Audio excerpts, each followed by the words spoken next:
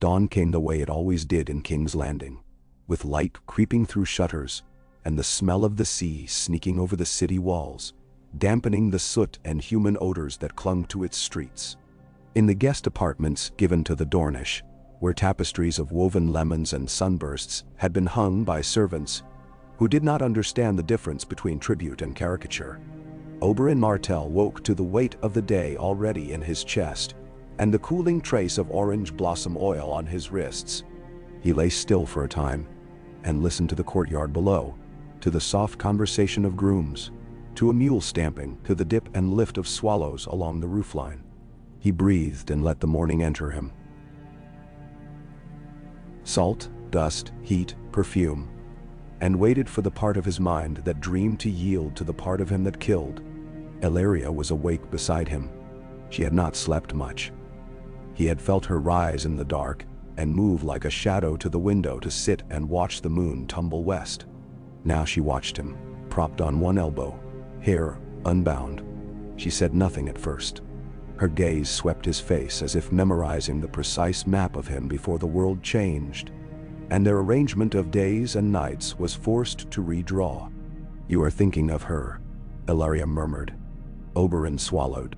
The heat of the day pressed at the shutters and slid through their slats in faint lines. "I am thinking of many things.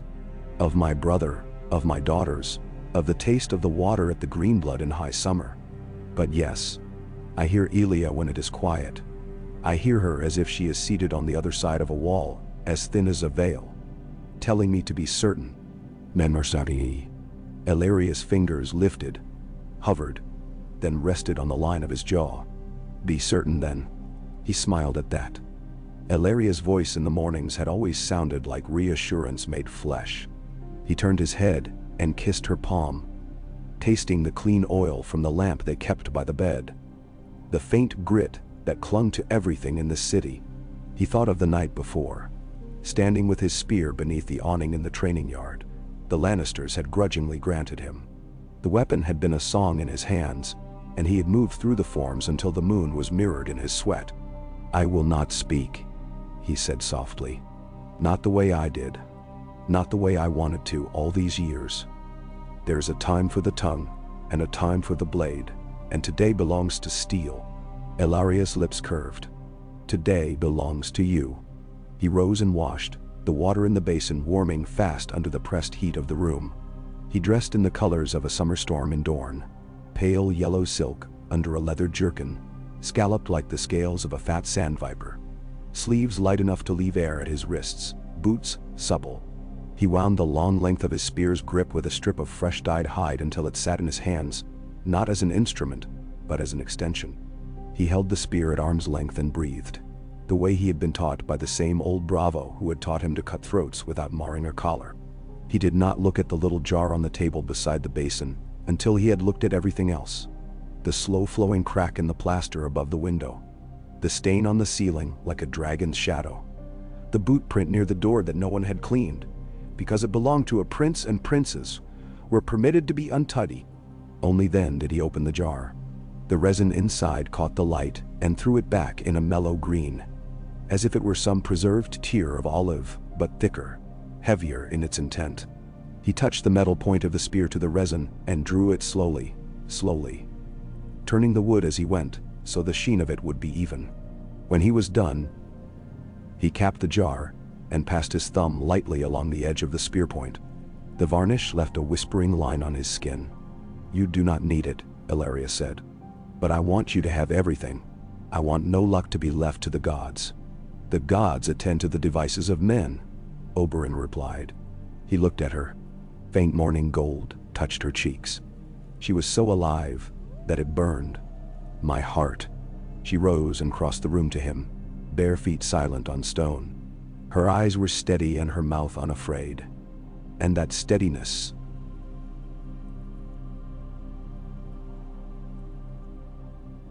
that unafraid mouth, old as their years, had kept him from becoming a man who lived only in pursuit of endings. She adjusted his collar with the little crease of concentration she reserved for complex knots and troublesome lovers and messes left by other people's lies. When she was satisfied, she stepped back and took in the whole of him. "Serpents strike," she said. "They do not lecture." He grinned. "You wound me." "Do not be wounded at all," Ilaria said. "Do what you came to do." When he left the rooms, he did so with the sound of the city widening around him. Stalls being set. Fish laid in heaps that still flashed with ocean silver. The whine of a whetstone against the blade of a knife, owned by someone who had never been taught to be gentle with metal. The Dornish men of his retinue had already gathered in the corridor. They had arranged themselves in their fashion, which looked to Westermen like chaos but was no such thing. A loose spiral of bodies granting him 2 paces of clean air wherever he walked. They smelled of citrus and camphor and road dust. They would have killed for him and died for him, but they would also have sworn at him, and he loved them for that. One of them, Nemor with the missing front tooth, who had lost it not to battle but to an apricot pit when he was 12, said, "Bring us back a story, my prince." "Bring yourselves back the patience to hear it," Oberyn said. They laughed softly, the way men laughed before blood. The walk to the Red Keep's yard where the combat would be held was short and long at once, full of faces that tried not to look afraid to be seen and failed. Word had slipped like spill wine through the whole city. The red viper against the mountain that rides. The small folk loved a spectacle and a rumor both. They had stacked themselves on walls and windowsills, towed gutters, climbed the iron bars of gates, eels slipping in the throng, pigs squalling underfoot. Oberyn felt the city's breath at his back and on his neck. He let it slide over him. There was a sharpness to the air this morning, a taste of copper. The city's teeth feeling the day as a dog feels thunder. And he wondered briefly if Elia felt it too, wherever she stood beyond the veil. He wondered if she had woken earlier, impatient to see. The yard had been dressed for a holiday. Some bright mind had hung silks from the gallery and polished the banners until the red and gold of House Lannister threw light in all directions. A scaffold for the highborn had been built and draped. The shade on that scaffold was deep, and the cushions set there richer than any merchant in the city would see in his lifetime. Tywin Lannister would sit in that shade with the boy king at his side. Cersei would sit there as well. And if she had had her way, the sands themselves would have been changed beneath their feet to a gentler color. The pale of Lannisport beaches, the better to keep grit out of her shoes. But the sand in the yard had been rucked and turned by master-at-arms and stable hands, and no tapestry in the world could bring order to it. The color of the ground was the color of all honest ground that had met the sun. Tyrion Lannister stood in his half-cage of guards, wrists circled with iron. When he saw Oberyn enter, he tried not to smile. Tyrion's face was well-trained in not smiling. It knew too much of men to grant many that satisfaction. But there was a glimmer in him that morning, a tiny window of bone and skin through which something that might have been hope had pushed its way, stubborn as a weed through a cobble. Oberyn inclined his head as he passed him. The dwarf blinked, and that was all. The mountain that rides stood across the yard in a slab of shadow that he made himself. He looked like a keep in motion, a tower of blackened steel and fury. Helm flat-faced and without expression, greatsword tilted against his shoulder. He did not speak to the man near his elbow, that pale ex-maester with the water-drop eyes, nor to the Red Keep's master-at-arms. He had no interest in the petty arrangements of ceremony. He was a weapon, and weapons did not need conversation to be devout. Oberyn walked to the center of the yard with the spear balanced lightly in his hand. He rotated the ash haft once, feeling the proper give and flex, and the weight forward that would carry the point through bone. He breathed again. He did not allow his gaze to climb to the scaffold. He did not allow himself the pleasure of catching Tywin Lannister's eye. Later. There would be time later for the architecture of that gaze. When the herald's voice broke the air, it did so like a gull's cry over surf. Unexpected, high, unnecessary. Words were laid down and responded to. For Tyrion of House Lannister, Prince Oberyn of House Martell, a ripple through the Dornish knot at the edge of the yard. For the crown,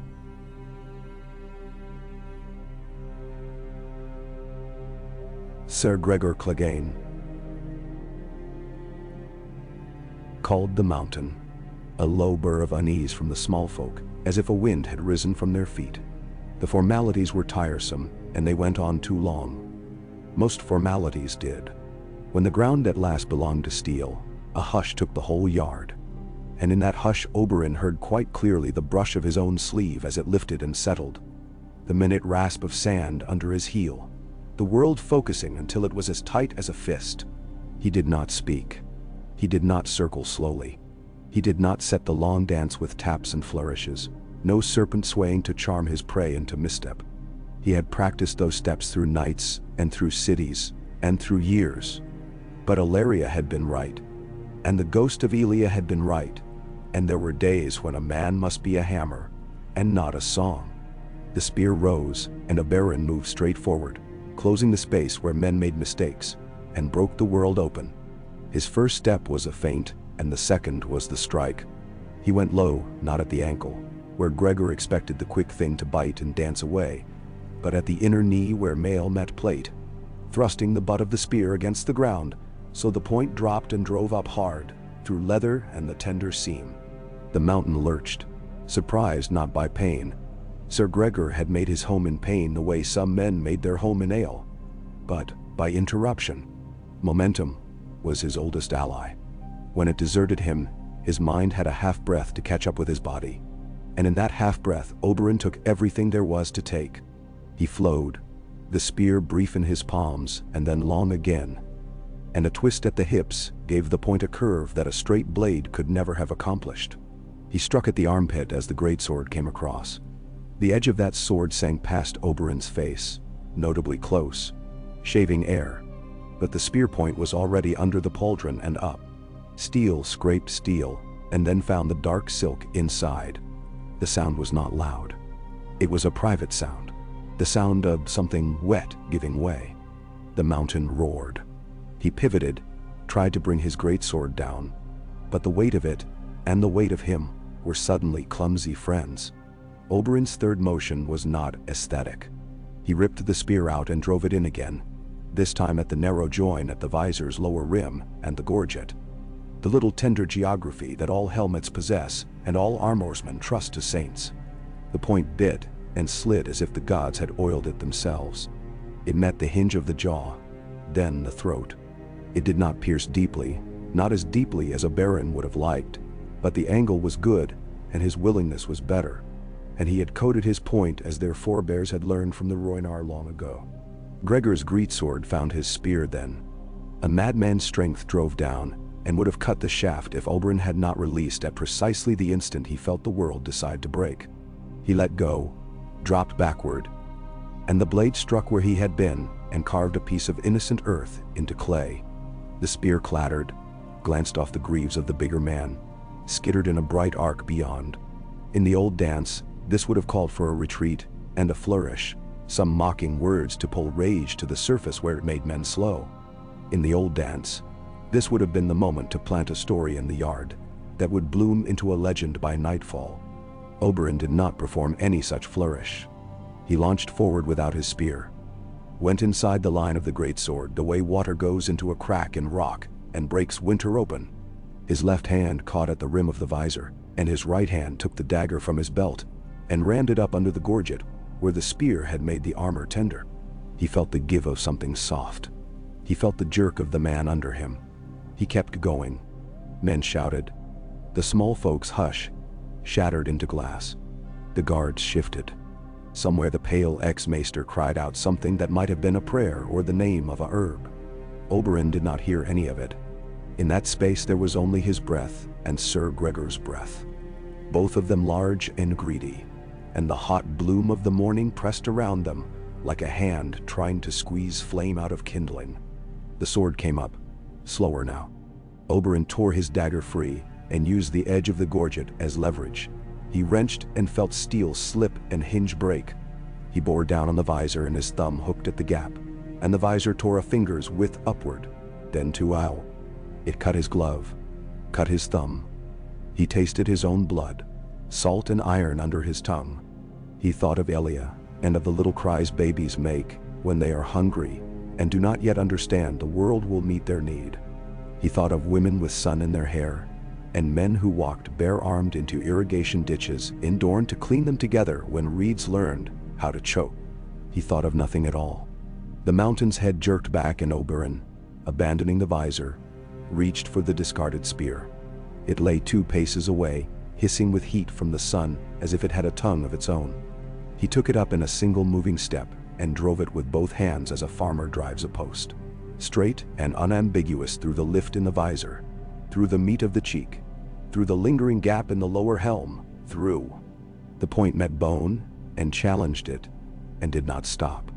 It went on until the butt of the spear lifted from the ground and both men hung on it for a ridiculous fraction of time, like ornaments on a winter bough. Silence returned, not as a kindness, but as a fact. Sir Gregor made a sound like bellows at the very bottom of their travel. He groped blindly, gloved fingers flailing like a crab's legs, when the animal has been flipped onto its back. Then his hands found nothing. The greatsword fell short. The man swayed. Oberyn withdrew the spear in a long, brutal glide that sang in the bones, pivoted to avoid the stagger, and struck again, this time lower, into the opening at the armpit he had made, and he left the spear there. He left it lodged and quivering, a stake in the ground of the day. Gregor went down to one knee. When he did, the yard felt it. The sand dragged at his weight, and he sank a little, and then a little more. His head sagged. The visor clapped shut again. The breath inside the helm made a shallow rush, then a smaller one. Oberyn stepped back and drew his dagger once more, but it was unnecessary. Sir Gregor Clegane, who had been a tower and a keep, and a nightmare that walked in daylight, toppled with the gracelessness of something that had never in life considered that it might fall at all. The ground accepted him. It always does. Oberyn did not raise his arms. He did not praise the gods. He did not turn to the scaffold to receive the look he had wanted for half his life, the look of a father who sat under a gold lion and had made a world in which girls like Elia were torn for sport. He did a smaller thing, because true things are small. He went to the fallen man, and with the tip of his dagger, he pried open the visor and laid it back against the helm shell. Gregor's face beneath was exactly what rumor had made of it. Wide, coarse, a landscape of old injuries and new ones, with a beard like black wire and a mouth already going slack. Blood had poured from the puncture under his jaw, and had drawn a collar under his gorget, and then down into his breastplate, where it would pool and grow warm. His eyes were open, and had not yet learned the trick of looking at nothing. "Be done," Oberyn said. And though the words were small, they carried. The yard did not know what to do with them. The yard had been told so many stories about what this hour would be, that when the hour arrived as itself, clean and simple and short, the yard's brain refused it. Murmurs began. The murmurs became a rough hush, then a rising susurration, as if someone had poured a large bag of grain into the air.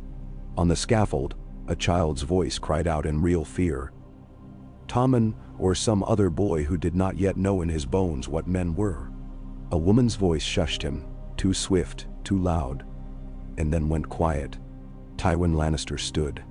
That much the yard recognized and read as a command to all parts of it to be still. The herald, who had prepared himself for an hour of circling, was flustered into silence. He had no speech for what had lasted a handful of breaths. The king's guard on duty shifted in their white cloaks and planted their feet wider. The ex-maester, Qyburn, hurried forward with hands lifted in supplication to the world, as if religion were the one language left to him. But a look from a gold cloak turned him aside. Pycelle made a noise through his beard that might have been objection or indigestion. The Dornish laughed once, low, like distant thunder. Oberyn stepped away from the fallen man and lowered his dagger. He looked now. He let his gaze go up to the scaffold and found Tywin Lannister and drank in his expression. If the old lion felt anything, he wore it like a glove, a perfectly fitted thing that hid more than it showed. There was annoyance there, certainly. There was thwarted timing. There was the cut-off beginning of a plan that had not had a chance to breathe. But there was something else in the way Tywin's mouth drew and his lids narrowed, something almost like respect for how clean a job had been done. Not admiration, a recognition of an effective day's work.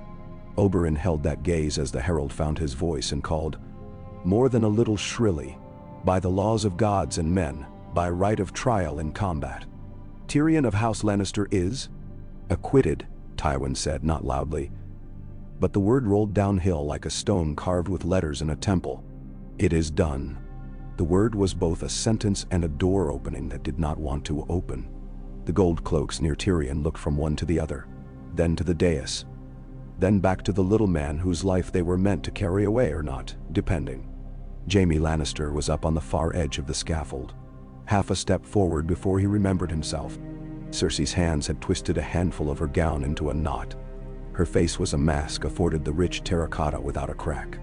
But rage is an animal that gnaws from the inside, and Oberyn saw the angle of it in her jawline, the pulsing at the hollow of her throat. He walked toward Tyrion without haste.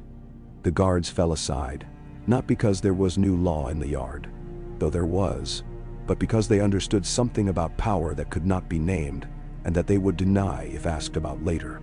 Oberyn stopped a little before the dwarf and saw the immodest relief rise in him, a tide towering too fast to be contained by breeding. It was not joy. Joy was a fruit that grew only after 20 days of sun and 10 of rain. This was the cessation of pain, and men wept as readily for that as for any gift the world could give. Tyrion looked not at Oberyn first, but at the spear, then at the heavy man on the ground. Then he met the gaze of the Dornish prince and said, "You did not dance for us. You did not hire a minstrel," Oberyn said. And to his own surprise he felt warmth at the exchange, as if the threat of cruelty were receding from the day like a tide. "Are you well?" "I am something near to it," Tyrion said. Then he glanced up, past Oberyn's shoulder. "For the moment. Moments are a currency. Hoard them," Oberyn said, and he was gratified to see the crook of humor pull at Tyrion's mouth. The release itself was more clumsy than the law deserved. The key was not at hand. The first gold cloak fumbled with a wrong one. The second banged his knuckles against the iron and sucked at the skin as if he were a boy who had hurt himself at a forge. At last the man with the right notion came forward, and in a few clicks the irons were taken off. Tyrion rubbed his wrists with a quick, private motion. It was a sensible thing to do, and there was pride in the smallness of it, as if to proclaim that he did not need grand gestures to be remade. "Prince Oberyn," Tyrion said quietly so that no one too far away could hear him, "consider how you wish this day to ripple. It is too easy to let it splash, and then it is gone." "I have thought of how water behaves," Oberyn said, "and of what stones deserve to be dropped." Their eyes slid together toward the scaffold, where Tywin had resumed his seat. The boy king's feet did not touch the floor of the dais. He swung them in small arcs, arrested, freed, arrested again, like a child caught by an invisible schoolmaster. Margaery Tyrell leaned close to him and said sweet things. Whatever she said had been learned by 100 women before her in gardens and galleries, and behind fans in Meereen and Mere. It was the language of soothing, and it worked for boys and kings alike. Cersei's gaze made knives. When Oberyn looked at her, she did not look away. He had in his life found that power can be discerned, not only by who fails to flinch, but by who no longer cares whether they have been seen trying. She wanted to kill him with her eyes. There was no pretense in it. He found he respected her honesty, even as he understood its danger. Beyond the scaffold, hidden behind pillars and brass, a door opened and the spiders of the castle began to scurry out to gather their small harvests. Varys moved with his habitual glide, hands folded in front of him, face a boiled egg with a mustache of amusement that never quite grew. He drifted past Pycelle and murmured something that made the old man's beard waggle. He drifted past Qyburn and startled the ex-maester into an almost simian smile.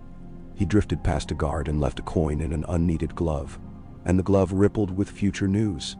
"It is done," Tywin had said, but such things are never done. The doing is always the prelude to the pieces shifting. The yard began to fill with voices again, then with movement. Men lifted the mountain's body with some difficulty, not for its weight alone but because the armor had warped and pinched where the spear had done its work, and metal pinches flesh in ugly ways. Blood had made a mirror of the inside of his gorget. The pale ex-maester hovered and pointed and asked questions that no one answered. The king's guard gave him a crooked lane. The man's eagerness was a wrong shape. He liked the inside of wounds too much. Oberyn retrieved his spear when the men had loosened the dead man's buckle and raised him. He drew it out with a controlled patience, turned it in the light, saw where the resin had streaked and where it had done its science, then wiped the point with a rag that he threw to the ground and left there. A cleanliness inside him had been attended to. Another, larger cleanliness stared at him still from the scaffold, and waited. Ellaria appeared at the edge of the yard as the crowd began to thin. She had not watched close. It was not her fashion. She had waited where she could see sky beyond roofs, so that if the gods wanted to incline their heads toward the day, they would not feel crowded. Now she moved through the last of the small folk, and in a moment, the Dornish knot opened to allow her through. Oberyn felt the change in the air before he saw her. A loosening. A tide that knew its way around a familiar shore. You did not make them love you.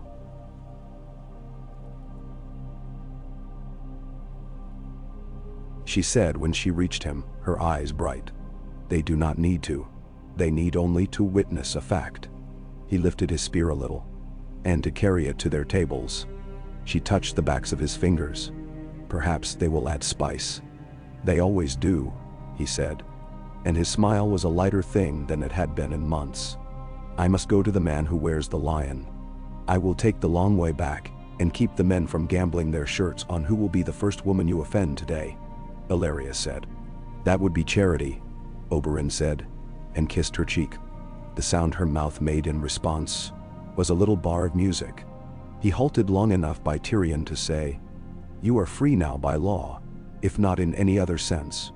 There are rooms where men can breathe. Varys will know them. And I have breathed in worse places," Tyrion said, and squared his shoulders as if they had grown an inch. "But I will take your counsel, though I might disagree with the spider on how often a man should be left alone with his thoughts. Too often, and you begin to have company," Oberyn said. "Come, dwarf. Let us see if justice can be made to stand without crutches." The climb to the dais felt like a climb up a sand dune. The steps shifted underfoot, not because they moved, but because the eyes on them did. Jaime Lannister, all gold hair and maimed grace, stood a fraction off guard, like a man whose table had been tilted beneath his wine. He looked from Oberyn to Tyrion with a tangle of things in his eyes. Love and shame, and something like gratitude, and something like fear's cousin. That old feeling that sits at the table when fathers enter a room. He did not speak. He let the presence of him be his contribution. Tywin sat, hands folded, and made no effort at ceremony when they reached him. It would have been foolish to pretend he had not been waiting for them. The boy king stared at Oberyn with a particular children's absorption, the kind reserved for handsome men and dangerous dogs. Margaery's smile hovered over her lips like a bird reluctant to land. "Lord Tywin," Oberyn said, "and let the title be a blade. The gods and men have spoken. A man has fallen who should have fallen long ago. I come to ask if your house will speak next." "We have spoken," Tywin said. His eyes gave almost nothing, a well with a surface that reflected only sky. "The law of combat has been observed. My son is acquitted. Your champion is dead," Oberyn said. "But it was never only your champion, Lord Tywin. You know the litany, though perhaps you have slept to it. You know the names. Elia of House Martell, Princess of Dorne, sister to a prince. Her children, the blood on stone." Cersei's breath sounded from 2 seats away, a flare of breath that wanted to become words and did not. Jaime shifted. Margaery's hand was soft on Tommen's wrist. The boy's mouth worked once, then was still. Tywin said, "Sir Gregor was a violent man who killed on a battlefield. He has killed men who stood against him, and he has killed men who stood with him, and he has killed farmers who stood between the two. My displeasure with his methods has been noted. But you will not, here and now, in front of my grandson, teach the law to me as if you were tutoring a squire with a poor memory. The matter you name was long ago and a different hour. You have your victory. I have held my peace while you took it. Do not mistake dignity for concession." Bah! Oberyn knew that in this court, one did not shout. One did not choose blunt language because it was satisfying. The men around them were craftsmen of appetite. They understood sequences and payoffs. But he had killed the mountain more quickly than the city had believed it could be done. And in the wake of that clean work, some other part of him wanted to cut a clean line now. Wanted to force the name to be said by the man who had commissioned its violence. He chose a smaller knife. A house is judged by who it chooses for its work, he said. Dorne has observed who you have chosen, again and again. If the law cannot be made to speak what every child knows, then we will simply make other arrangements. Ben? Tywin watched him. It would have been easier to hate an open sneer. This quiet stare was a harder thing. You will take care, Prince Oberyn, that your arrangements do not require the goodwill of this court to persist. Goodwill is a treacherous horse, Oberyn said easily. Dorne prefers Sandrunners. Then he bowed, not deeply, but precisely, and turned before his temper could lift his hand and break a piece of furniture that would serve no purpose in being broken. Cersei's gaze stabbed at his leaving. Jaime's did not. It laid itself aside like a sword placed on a bench, within easy reach but out of his hand. The boy king said very softly, "He is a brave man." And Margaery's smile did not change, and Tywin's eyelids slowed their blinking for one measured beat. The yard outside had emptied down to the last sweepers, who were making neat the blood as if by making the place clean they could make the day so. Oberyn felt the weight of the city again, closer now, heavier, as if it had leaned in to put its ear to him to hear what he would demand. He was 5 steps down from the dais, when Varys appeared at his elbow, as if summoned by thought. "A swift and decisive performance, my prince," the eunuch murmured. "The city was prepared for an area. You have given them a drum beat. The city can hum to itself if it needs elaboration." Oberyn said, "I am in search of quiet rooms where men may breathe. I am told you collect them." "I collect many things," Varys said, and the blandness of the words was as artful as lace. "Come, Tyrion, my friend, will you join us? It is unlucky to linger under the gaze of lions for too long." "Then one day you would know," Tyrion said. "Have you ever been to Dorne, Lord Varys? They say the wine is so warm it nicks like a blade on the way down." "I have been many places," Varys said, "and drunk many wines. Too many, perhaps. It is a great mistake to prefer any one taste for too long." Oberyn walked with them through the corridors, hearing their whispering stone. There are castles in the world that seem to accept you when you pass through them, to rearrange their passageways like limbs to embrace you and set you gentle on your way. The Red Keep did not do that. It was all angles and old ghosts. The very ironwork of the windows looked like something a smith had made when he had woken from a fever with black thoughts in his head. It was a castle built to defend and to intimidate, not to be kind. The rooms Varys brought them to were small and tucked behind 3 others, and they smelled like salt that long ago had been spilled and then refused to evaporate out of stone. "It is better you are not seen returning to your own guest apartments just yet," Varys murmured. "There is a choreography to days like this that you may not prefer, but men will dance it nonetheless. If you wish to avoid the loudest measures, take the short steps." Oberyn seated himself in a chair that felt like it had been made for some other man and never quite forgotten him. He stood again and leaned his spear against the wall, and then sat once more, adjusting until his back found the least affliction. Tyrion wasted no time. He poured wine and drank, and then poured a second cup and retained it in his hand, rather than in his throat. Color came up into his face again.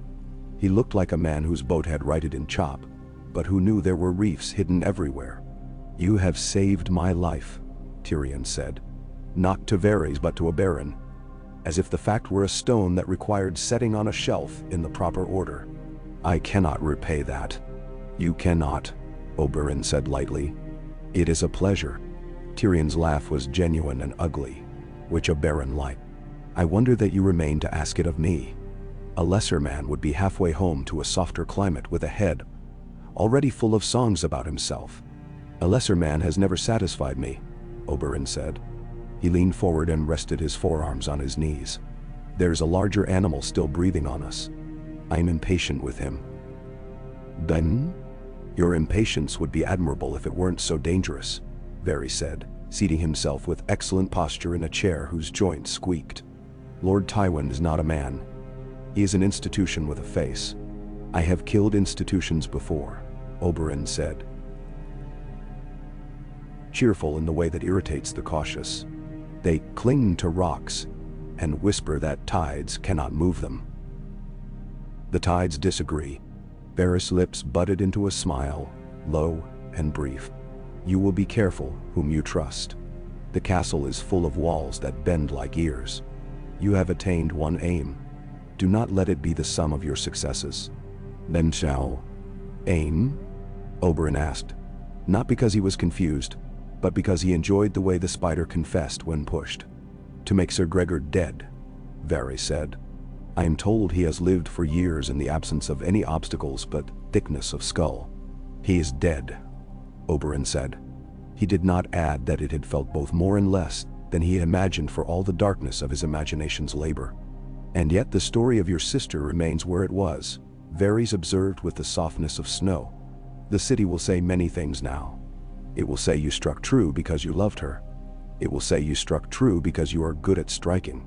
It will say you struck true because the gods had not had enough of the sight of her blood. None of the sayings will name Lord Tywin Lannister. None will keep a child from hearing another version tomorrow.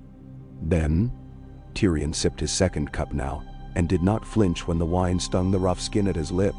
He will not confess, he said. He will never confess. The sky is blue, the grass is green. Lord Tywin does not confess. He believes that facts are only facts when repeated by those with the gold, to mint them. Dah. Then we change the mint, Oberyn said, and smiled with too many teeth. There are men in this city who have sold wares to soldiers in the right moments. There are laundresses who have washed armor and found things in the bottoms of suits that were not sweat. There are boys who have seen gentlemen stumble where they did not expect to stumble. I have in my party a man with a gift for remembering women's faces because he fell out of his first tree staring at one. He will remember the face of the woman who told him about a man who talked about a job in the sackcloth room 2 days before a dragon's wings fell off a tapestry. I will go to the places in this city where the official story never wishes to be seen, and I will ask the questions that make men bite their tongues, not because they have been told to, but because their tongues know better than they do. Then you require coin, Varys said, and a measure of official disinterest. Your coin spends, Oberyn said. Lord Tywin's disinterest can be courted by a brief disappearance. You propose to disappear? Tyrion asked. I propose to be in 2 places, one for men with banners to see and another that holds the wandering shade of the thing we chase, Oberyn said. He took up his spear and then set it back down, because he did not trust his fingers to be still without effort. The city is full of storytelling. It is a fishmonger with 5 mouths. It is a silk seller with a wardrobe where every garment is the same dress altered by mirror angles. But I know how to listen to a market when it thinks it is speaking only to itself. Be quick, Varys said. There are men already reweaving your mourning to suit themselves. In which case I will take a pair of scissors and cut, Oberyn said sweetly. He went out with 2 of his men, moving through the lower corridors, Varys knew like veins. He emerged into streets already growing hot enough that men looked for shade, not because it was pleasant, but because it would keep their brains from melting out that foolishness that made them agree to things they could not afford. The Dornish were a splash of southern light among the baked clay colors of King's Landing. He did not care. Let them see him. Let them know where he was. He had barely crossed the threshold of the Street of Steel before a woman with her sleeves rolled and her hair braided with kitchen twine said, "My prince," and blinked as if she had not intended to speak at all. "What is it?" Oberyn asked, and the tenderness in his voice was as deliberate as any feint with a spear. "My brother," she said, worked in the storeroom under the old sept, where the swords get oiled for the gold cloaks. This was before. Years. He remembers a man, large, in a cloak that was too short for him because he was too long for cloaks, came and brought a bundle that bled through the sack. He left a coin on a barrel. He said the wrong prayer when he left. He didn't say one for the father. He said one for the stranger, and that's how my brother tells it apart in his mind. Wow. What was the man's face like? Oberyn asked gently. Like a lid on a pot, she said after a pause. Like a thing you pick up with a cloth because it is too hot. She swallowed. I'm sorry. I do not know if it is useful. But I saw you do a thing today, and my mother said, when a man has done one good thing he should be asked for others while he is still tired enough to say yes. So I am asking. Menna Tramotar. Oberyn lifted his hand and cupped the air a little as if to cradle the words she had made. Go on asking, in this city, or any other, he said. Your mother is a woman of profound intelligence. Where will I find your brother? She told him. He went. In the storeroom there was a smell of oil and steel, and the sweetish tang of old rags. The brother was a big-shouldered man with a surprising mildness in his eyes that became quickly less surprising when he smiled. He spoke of a day when he had been young and had not yet known the names of all city rats. A large man with a bundle, a coin on the barrel, a wrong prayer, a gold cloak who did not believe him when he had tried to tell it later. He took the coin from a box beneath the table because he had kept it. He placed it in Oberyn's palm. It had worn smooth in the way coins do when they sit against skin for years, but the lion's face still slumbered on it. It had been a generous coin. There are men in this city, the brother said, scratching his nose with the second finger, as a man does who had once broken the first, who wear cloaks in the summer because cloaks hide things.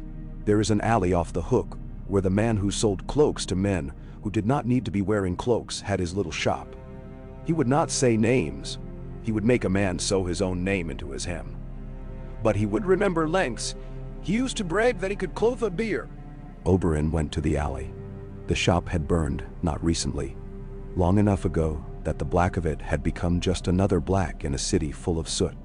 But the cobbler next door remembered the cloakseller's talkative widow, and the widow remembered a boy who had carried rolls of cheap, felt for her when her hip had gone, and the boy had become a runner for a man near the river, whose business was to put boxes and men on boats. And the man near the river remembered a time when a large man with a sword like a gate had paid cash to send a smaller, older man north with a letter telling Simeon on the road that if it was stopped. Men like that do not usually spend coin on old men, the riverman mused. They spend it on wine, not on letters. But I do not argue with men who are longer than their shadows. And when was this? Oberyn asked. The riverman tilted his head and counted backward along the spine of his memory. He named a day not in numbers, but by other happenings. The arrival of a new baked eel seller whose eel had made him ill. A rain so hard that it had slanted and cleansed the windows. A fight between two women that had ended in an embrace and a shared cup. When he translated it, it fetched up on the day after a king died. Not the boy who had turned purple, but the line drawn through a man in red. Another day that had torn the city's throat. What Oberyn was building was not proof. Not in the sense the Red Keep could put in a box and label, and return to a man with a seal. He was building a structure of familiarity. The city knew what it knew. It carried knowledge in the membranes between trades and the gestures that men could not help making when certain names were spoken. By late afternoon his men were tired, and he was not. And that was only because the part of him that thirsted had been taught by a sister how to drink without choking. When he returned to the quiet room Varys had given him for the day, the light had softened, and the rooms had gone hotter.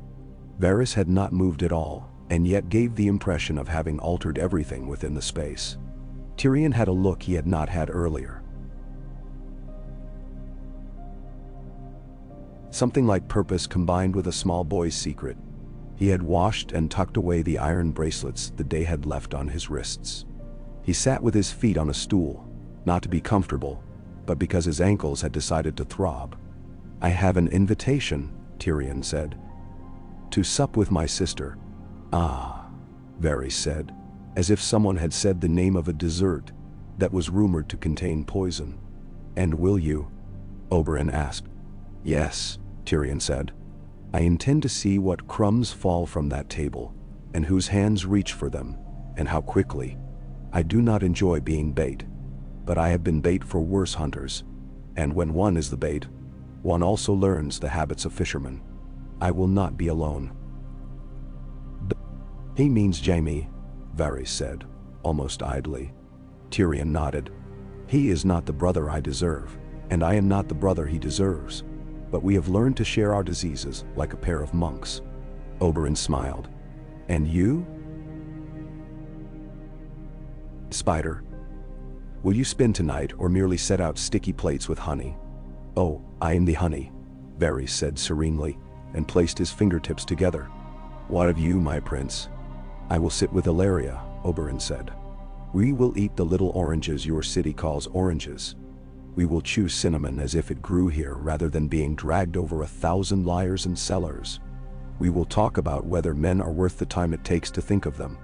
Then I will rise, and I will go where decent men do not go, and I will ask questions of indecent men. And if they answer me politely, they will have their noses in the morning. Men? Do not be killed, Tyrion said simply. It would be inconvenient for me. For Dorne as well, Oberyn said. And then the moment frightened him. A small courage made smaller by the admission of it. He stood to throw it off. I do not enjoy being told what not to do. Then consider it a request, Tyrion said. And they regarded one another with a mutual amusement that had not yet learned the other man's edges fully, but was happy to try. The evening came with the sea's breath, and with the smell of roast meats rising from the city like a fog.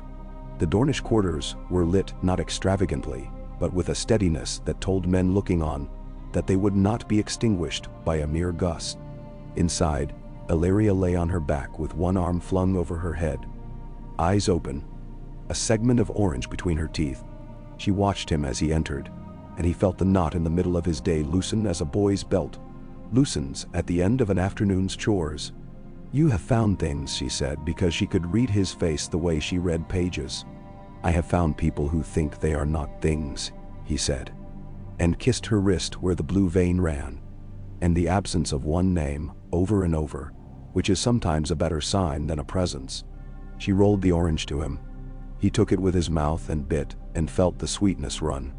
He took another bite and then said, If he will not confess, we will make confession unnecessary.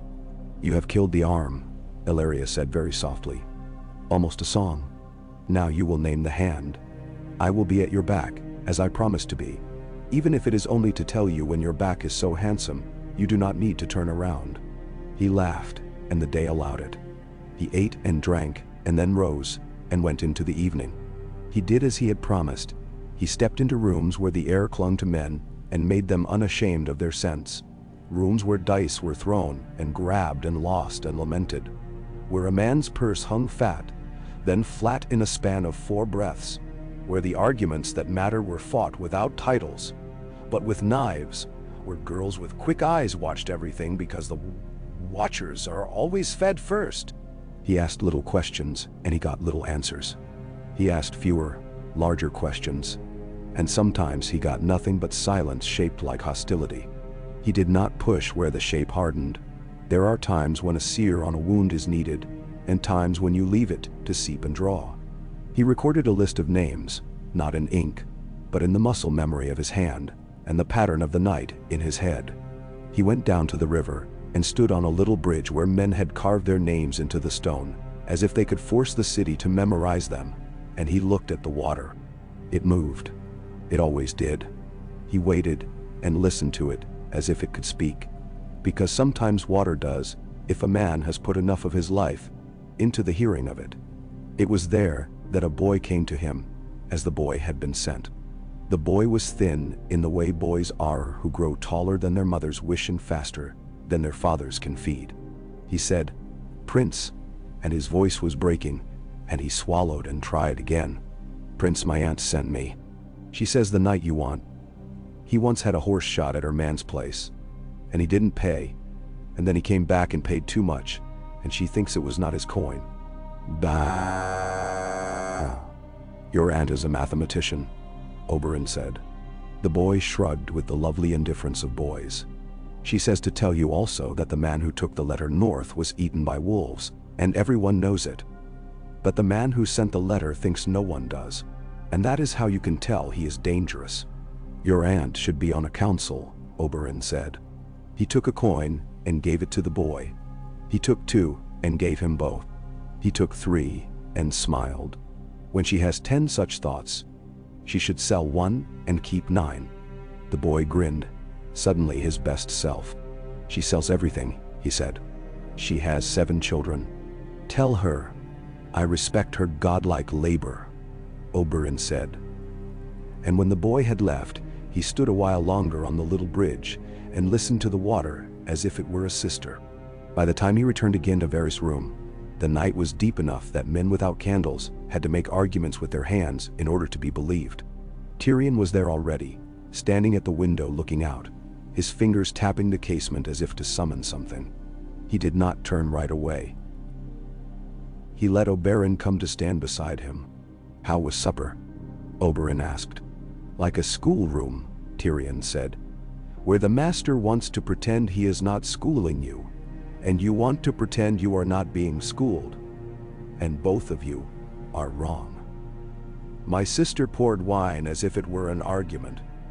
My father poured silence. My brother poured apology. And you? I poured wit, Tyrion said. It is a thin beverage at the thick tables of the world. I am not sure anyone noticed it wet their lips.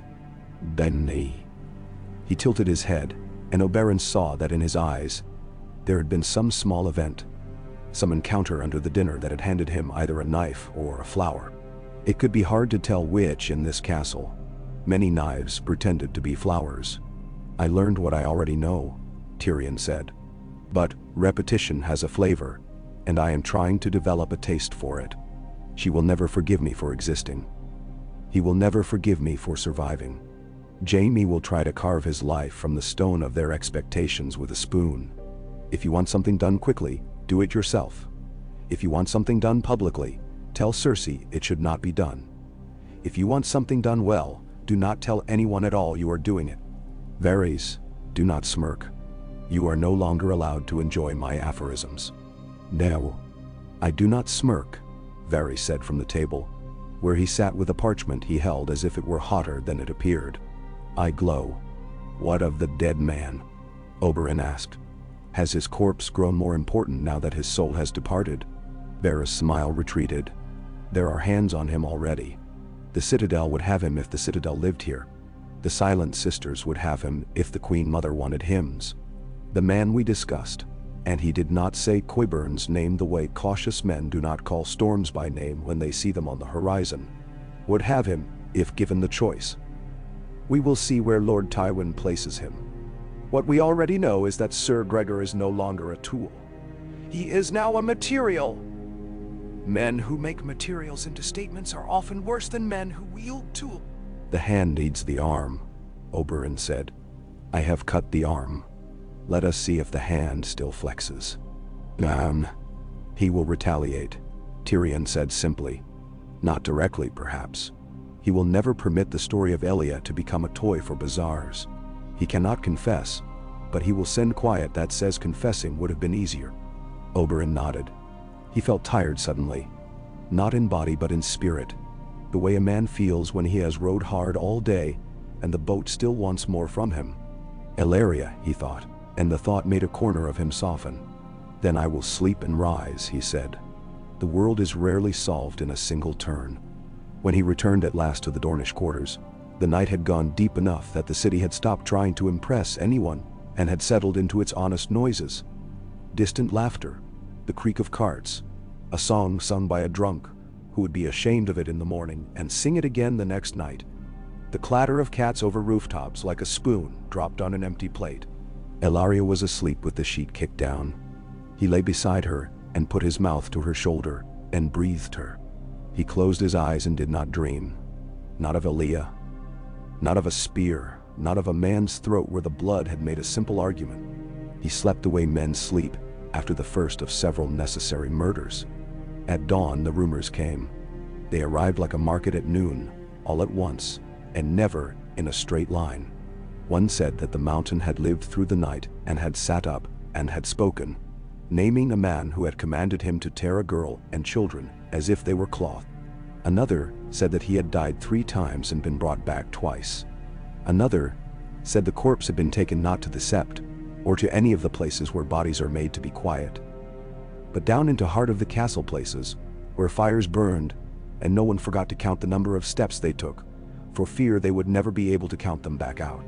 Oberyn rose and washed and dressed, and went to the quiet rooms, and found Varys already there with a face that had shed all amusement, and hung only information.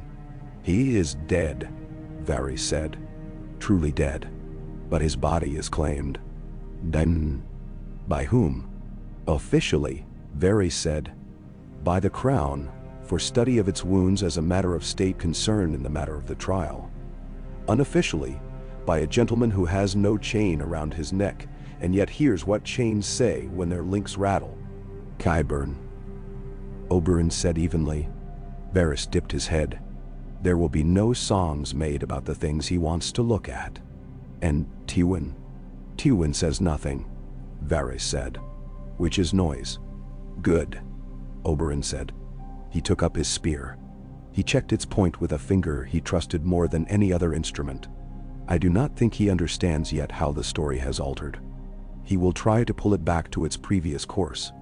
It is the way of men who have spent a lifetime ensuring the world was drawn in their hand." "And you?" Varys asked. "I will go where this city tries to the hardest to make itself forget," Oberyn said.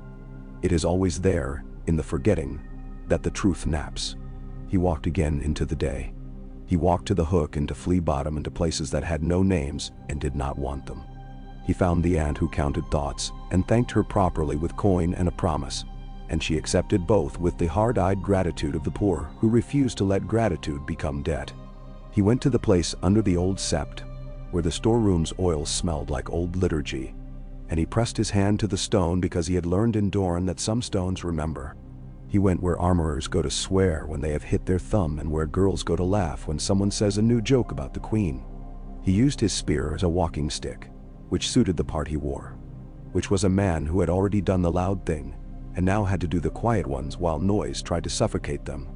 By noon he had 3 threads, each attached to a man who had once loaded bundles onto carts without looking at them.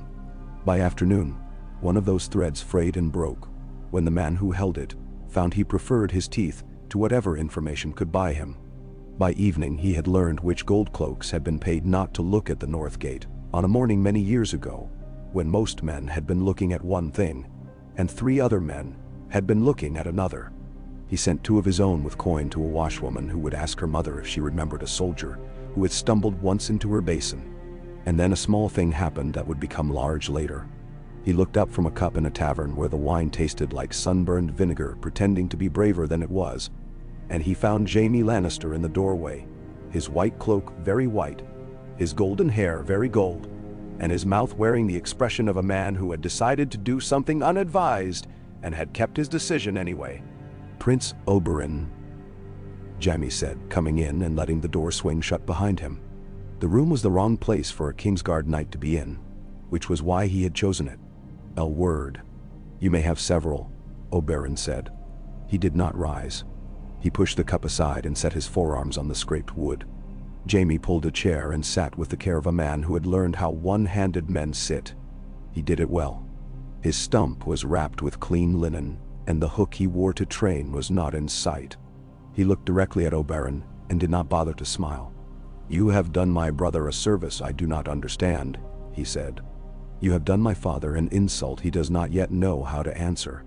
You have done my sister a harm she will pretend is a scratch until it scabs, and then she will pick at it every evening until it bleeds. Men shall. I like men who speak precisely," Oberyn said, "even when their precision is limited by love." Jaime's jaw moved as if chewing on an old truth. "You struck quickly." "Yes," Oberyn said. "I had thought, everyone thought, you would dance him to his death," Jaime said. "We were ready for that. The spectacle, the lesson we would be able to claim we had learned. You did not permit that. You made it a killing. It makes the rest of us look like men who do not know how to do the thing we claim to understand. Men see. And what thing is that?" "Justice," Jaime said. He coughed a laugh that tried to be elegant and got lost halfway. "I have done it wrongly too often to be certain of its taste when I see it, but I think I saw it this morning, and it was not wearing a cloak. Then keep that taste." Oberyn said. "And tell your father that if he reaches for knives under the table will be overturned, and the floor will be littered with splinters that will not be easily plucked." "I will not tell my father anything," Jaime said. "He taught me long ago that sons are only good listeners. But I will listen, and I will do one other thing." He paused, and the pause was not drama but fear of an awkward sentence. He forced it out anyway. "If you go down into the places where the dead man is being made to serve the living, do not go alone." "Is that a warning, Kingslayer?" "It is a request," Jaime said, "from a man who has been too late to prevent too many ugly things." They looked at one another. The tavern shifted around them. A woman laughed. A chair scraped the floor. A door opened and shut. Sunlight moved a little farther along the stain on the wall that looked like a map of a country no cartographer could draw. "I will consider it," Oberyn said. Jaime rose. He set a small, heavy object on the table and left. Oberyn picked it up and turned it in his fingers. It was a key. Keys were always stories. When he returned to Ellaria, he held the key up between two fingers. Her eyes widened, then narrowed with a delight that was half appetite and half calculation. "You are going to open a door," she said. "I am going to open a door," he agreed. "And behind it, I will find either a room where men pretend what they do is noble, or a room where they do not bother. Either way, I will know more than I do now.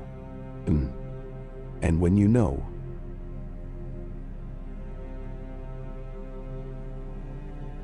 she said, coming to him and laying her hands on his chest. "What will you do?" He thought of his sister as she had been, gentle and sharp and warm as bread torn open.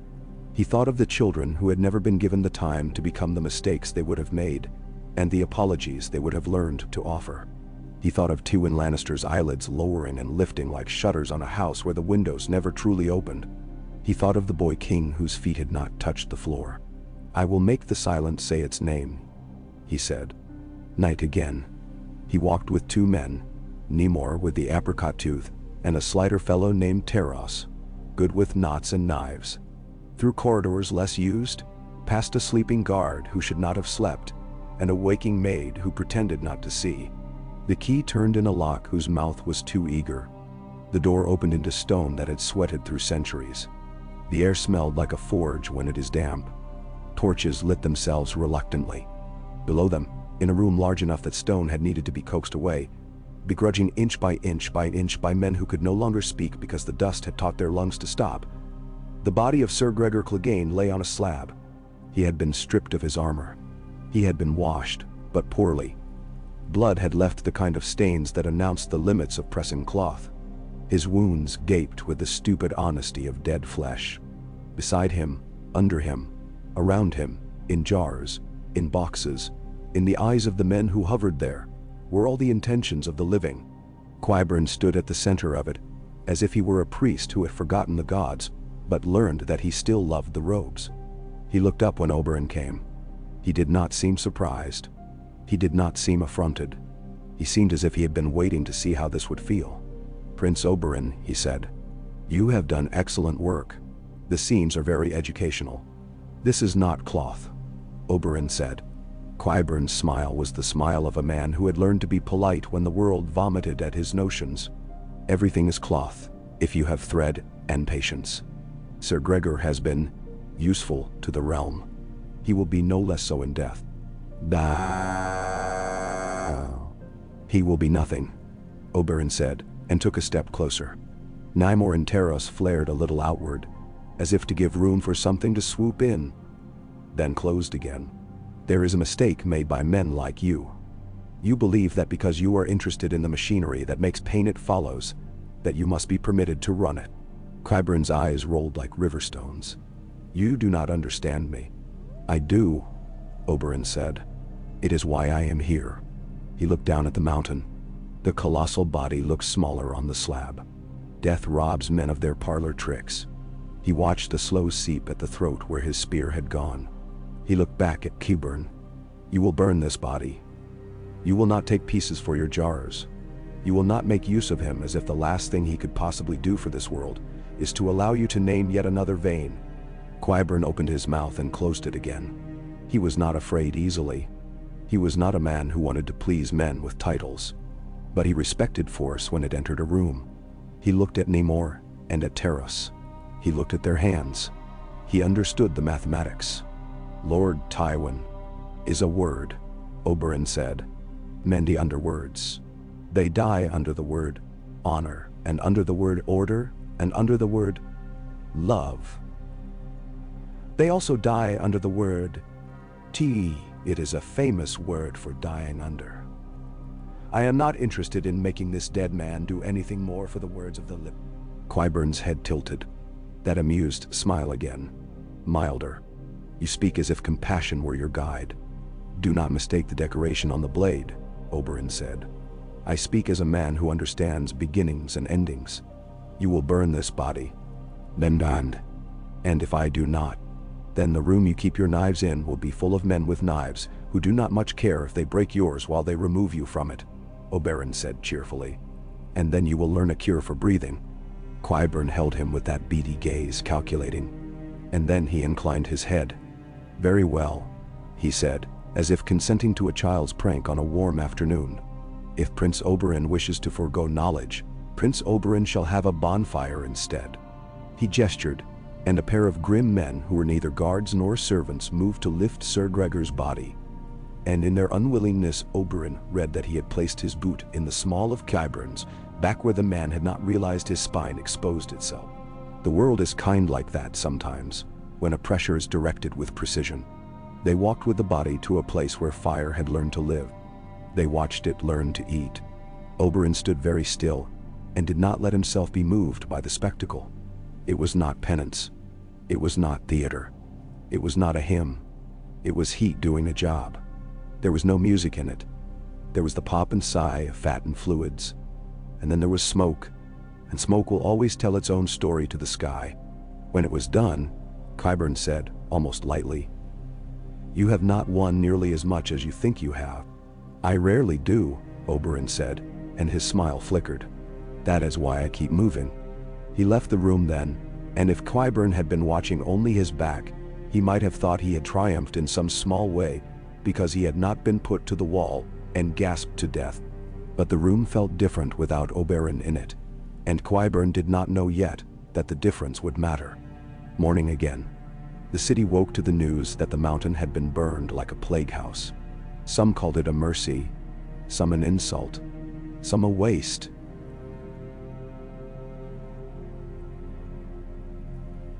Some a necessity.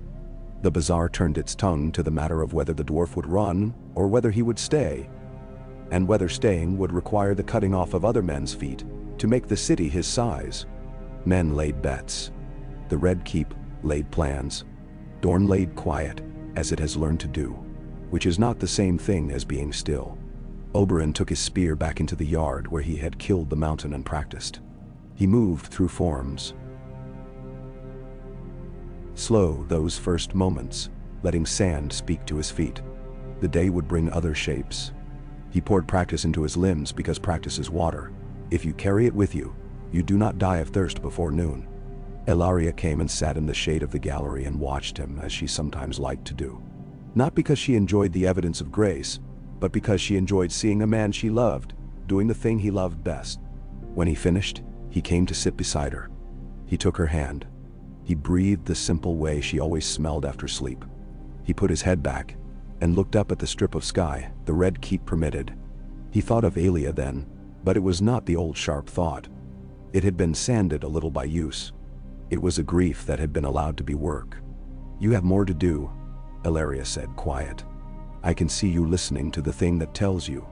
I do, he said. But today I will not add a new thing. I will arrange the ones I have. Arrange them, she said, and then we will see if the table wobbles. He did as she advised. He sent men with coins to men who knew where lies lived. He wrote a note, 2 lines only, and gave it to a woman to deliver to a man who would pretend not to read it, and then read it twice. He went to Varys and told him what he had done. Varys nodded in his maddeningly minuscule way, like a candle flame in a room with no breeze. Tyrion appeared and said, "I have a list of men who could be bribed to do something they should not do, and a shorter list of men who cannot be bribed to do anything they should do." "Give me both," Oberyn said, and watched the way Tyrion's mouth twisted with pleasure at being useful.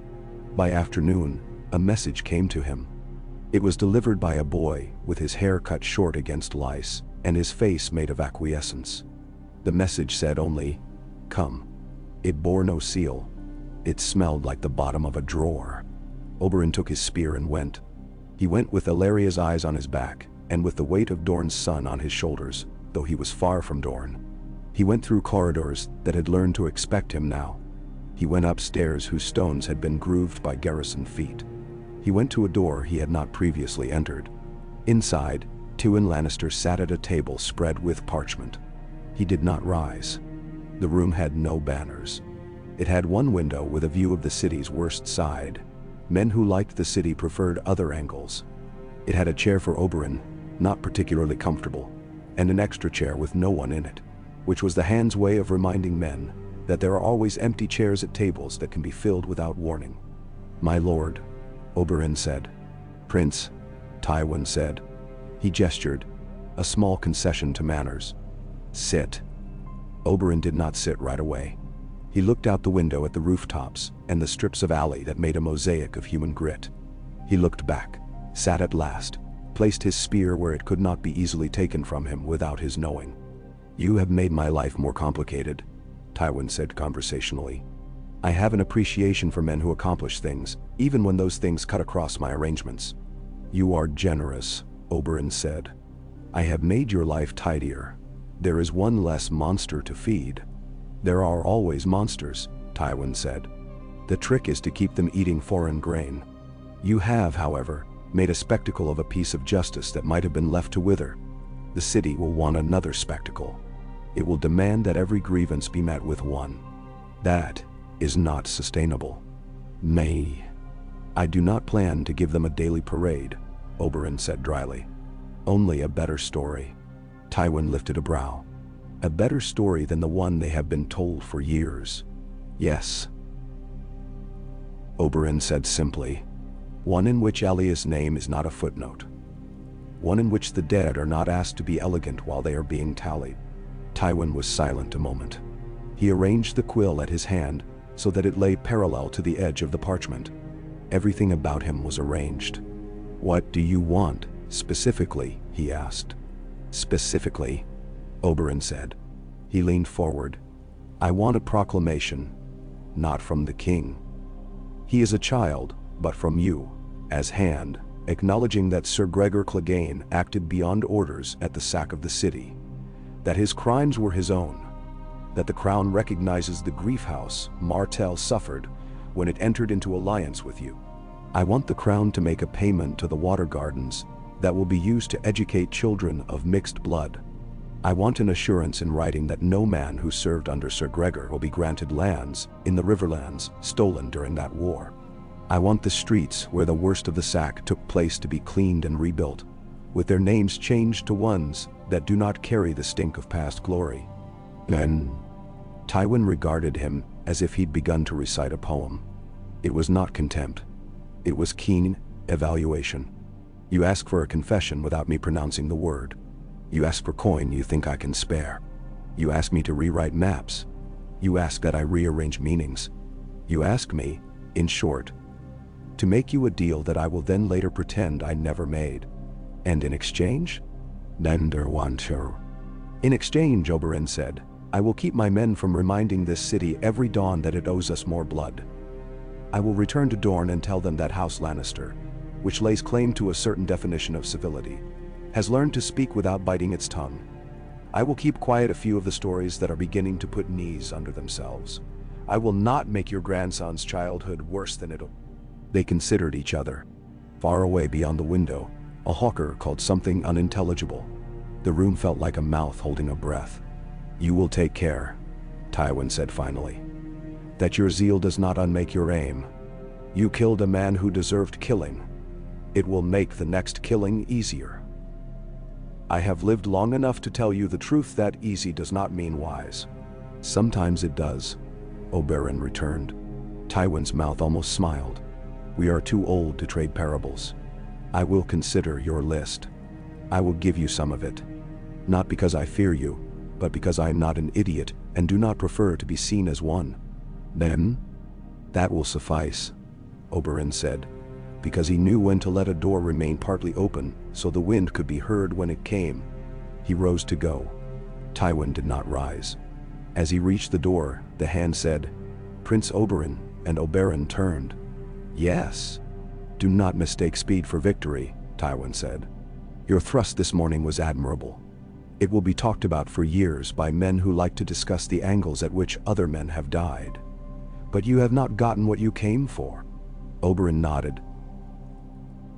Slow. I have not yet, he said. But I have made it impossible for you to pretend that nothing is owed. He left the room with the sense that he had thrown a small rock at a fortress and had taken pleasure in the sound it made. He found Ellaria in a patch of sun that had forced its way into a small courtyard, and sat beside her, and did not speak for a while.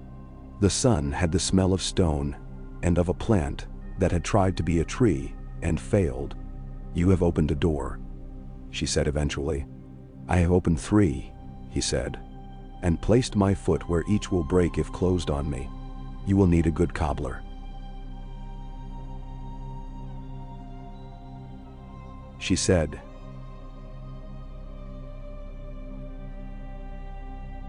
And he laughed and allowed the sound to lift out of him and into the air, where it would be caught, misremembered, and retold as something crueler or kinder than it was. Night fell, and with it came a strange quiet. The city's buzz did not cease, but it changed its pitch, as if a string had been tightened or loosened. Oberyn sat at a window with the spear leaned in shadow and watched the glitter of distant lamps along the river. Tyrion's voice drifted to him from the next room, worrying a joke into shape the way a man worries a bauble. Ellaria's breath steadied and slowed on the bed. She slept with the ease of a woman who has decided to be unafraid. He thought of Dorne and of the feel of its sand where it slides between toes and pretends to be water, of the call of birds whose names are made of air. He thought of Elia. He wondered if somewhere the woman she had been had found a place where her children were always the age they preferred to be, and where promises kept themselves. He had not believed in such places since he was a boy, but he allowed the thought to sit in him, because thoughts are sometimes as useful as knives. He did not know, as he sat there, which of the 3 doors he had opened would swing wide first, or whether one of them would slam on the ankles of a man he cared for. He did not know which story would rise hard as bone in the morning, or whether the hand would change the names of any streets.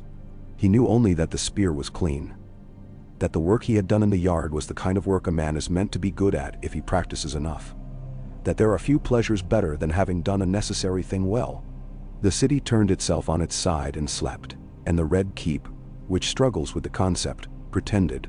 Somewhere in it, a boy king dreamed of brave men, and did not yet know that bravery is a resource one must purchase anew each day. Somewhere in it, a sister dreamed of knives she could keep in a drawer and unlatch with her nails. Somewhere, a father dreamed of maps, because some men cannot help that. And even in their sleep, they place flags in places that will always reject them. Oberyn dreamed of water. He walked into it with his spear held lightly, and the current wrapped his ankles and did not try to make him fall. He looked down into the water and saw the face of a girl with long dark hair. She smiled and did not ask him a question. He smiled back and did not answer a question he had been asking for years. When he woke, he did not remember the expression of the girl's mouth precisely, and that was fitting. Some things are not meant to be brought whole out of a dream and used. Some things only permit their light to be used to find other things. He rose, and the day rose with him, and he began again. Okay. The 3rd morning pressed its palm flat against the city, and made men sweat before they had finished their first cups. Oberyn rose with the sun, and with the sense of a coin turning in his hand, one side smooth with victory, and the other ridged with debt. He washed, dressed, and went down to the little courtyard where the Red Keep admitted daylight with reluctance, as if to confess it could not control everything. His shadow moved across the speckled stone. He worked the spear not to impress anyone. There was no one to impress, but to put the joints of his day in order. Ilaria watched from the sill with a cup of watered wine that smelled of sour cherries. She had a way of leaning her shoulder against stone as if it had been made for her.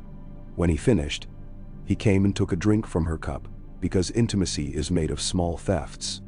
"You are hearing it again," she said. "The thing under the floorboards." He nodded. "It has begun to talk back." He spent the first hours with paper. He made lists of names he had gathered, in the way a fisherman lays his catch on a clean table, to sort by fin and scale and rumor. The woman with the kitchen twine in her hair had a mother who had scrubbed armor in a yard where men joked too loudly on a morning when no jokes should have been told. The storeroom brother had a coin with a lion asleep on it. The cloak seller's widow had a boy who had learned to carry felt with an honest back. The riverman remembered the day by the taste of a bad eel. He wrote each of these down in a hand a maester would praise and a lover would recognize. He drew lines between them, where lines suggested themselves like paths a man's feet make, without his asking them to. Varys arrived without sound and sat with his hands folded like a pair of compliant pets. He looked at the paper as a man looks at a landscape he has walked for 20 years and still finds surprising after rain. "One could make a song from such a map," the eunuch murmured. "But here in this castle, songs are always rewritten a refrain." "Then we will take the refrain away," Oberyn said. He tapped the edge of the page with his knuckle. "The story men have learned does not fit their mouths, so they bite their tongues and swallow their blood with it. I will give them a shape that fits." "You will draw a confession without a confession," Varys said. "It is a clever task. It requires a quill in one hand and a club in the other." "I have a spear," Oberyn replied. "It can write or break." "Good," Varys said. "Either way, the ink will show." By midday, the city clattered with more than carts. There is a particular pitch to rumor when it begins to realize it might become law. It grows giddy and righteous both. It peered into kitchens. It sat on wharf posts. It leaned with elbows on tavern bars and said things like, "The Red Viper has not finished. The Red Viper has a list. The Red Viper is a man who does not confuse noise with action." There are small gods in cities who live on attention alone, the way sea things live on salt. They grew flush and brave with the new diet. Oberyn went to see Tyrion in the rooms Varys had found for him. They were not grand. They were the sort of rooms that had known 100 transient men who left their habits in corners. A chessboard had been set at some point, and then forgotten, and a layer of dust had made itself into a set of new rules. Tyrion sat with a book open on his knee, and no interest at all on his face for its words. "Reading?" Oberyn asked. "Pretending," Tyrion said. "It makes men feel safer to think the dwarf is dull and stationary." "How was your education last night?" Oberyn inquired. "I learned that the wine poured more slowly when I spoke," Tyrion said, "and that my father can sit in a chair without moving at all, and yet make you feel as if he is coming closer, the way dusk does. I learned that my sister's hatred tastes stronger now that it has found a new vessel to be poured into. I learned most importantly that Jaime can still surprise me." Oberyn settled on the wide sill. The light smelled of dust and warm iron. "He gave me a key." "To what door?" "To the one behind which Qyburn would have made a new sin out of an old one," Oberyn said. "I used it. The sin burned." Tyrion set the book aside. "I heard. I was told the smell drifted as far as the kitchens. Pycelle complained to anyone who would listen that the ventilation in the Red Keep is poor, and that in his day the Silent Sisters were more discreet. Men have never forgiven the air for not choosing sides." "It chooses," Oberyn said. "It carries. It calls." The smoke told the city the mountain will not be made into a parable in anyone else's mouth. Tyrion poured wine and did not drink it. He stared into it as if it would reveal a face. "My father will not come at you with a spear. He will come with a parchment you must sign in your own blood to make it binding. And he has already opened a door to a table," Oberyn said. "I placed my list on it." He admired the penmanship. He will give me some of what I asked for. Not because it is right, but because he takes pride in his efficiency in avoiding fires. Then set several, Tyrion said, and the corner of his mouth lifted. Not so many you burn the house you are still inside, but enough that running between them makes men tire. Oberyn grinned. I prefer the heat where I choose it. And now? Tyrion asked, looking up with that curious measure in his eyes. The one that weighed men, easily, constantly, lovingly, cruelly. Now I go and talk to a man who worships the wrong god on purpose, Oberyn said, and to a woman who counts better than the queen. And then I will meet an old man who will pretend to be deaf until he knows whether I have come to bless him or burn him. Pycelle, Tyrion said, satisfied. Pycelle, Oberyn agreed. He found the Grand Maester in chambers that smelled like a neglected herb garden and an old cat. Pycelle had dressed himself in his favorite illusions, which were slowness and confusion. He shuffled like winter. His beard trembled when he breathed, and he breathed as if each inhalation required negotiation with something reluctant inside him. Prince Oberyn, he croaked, how may I? Ah. How may the citadel? How may the crown assist you on this? Ah.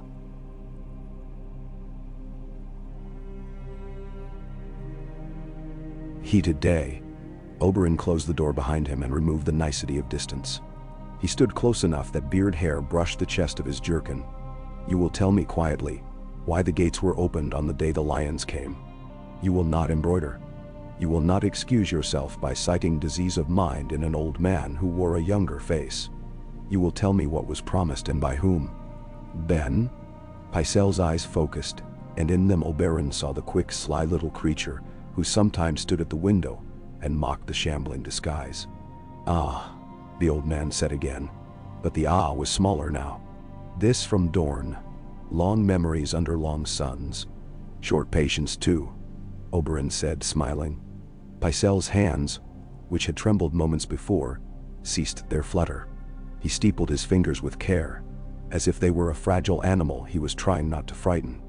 It was done because his grace, Ares, would have burned the city before he would have watched it fall to Baratheon and Stark. It was done because I was told by Lord Tywin that he came as a friend. It was done because the king was a poor king, and a poorer judge of men. It was done because I chose to believe a lie that was useful to me and to the order we all claim to defend. And did you know what would be done in the Red Keep while you opened the gates? Oberyn asked softly. I imagined several possibilities and chose the one that made it possible to sleep that night.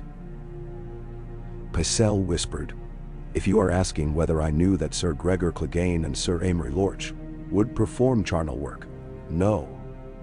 I did not know those names then the way I should have. But you knew the word Tywin, Oberyn said. Pycelle looked down at his hands.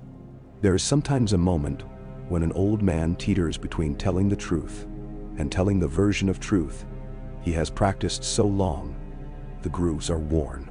He chose a third thing. He said, you will find no parchment with his instruction on it. He is not so foolish.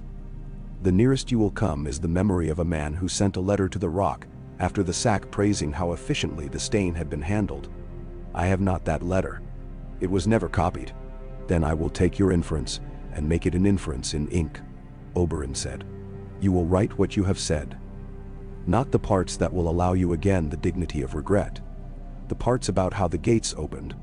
Pycelle looked alarmed in the way of a turtle that has realized its pond is shallow. Aye, Prince. Such things are not. One does not put them. One does today, Oberyn said. And one signs it with one's name. Pycelle's mouth collapsed inward. But the little creature behind his eyes, perhaps sensing a shift in the weather, perhaps feeling the pull of history like a tide, inclined its head. Very well, he said, and his voice was not the voice of a dodderer, but the voice of a vain clerk. I will write it. I will phrase it in a way that you will phrase it as I have asked, Oberyn said gently.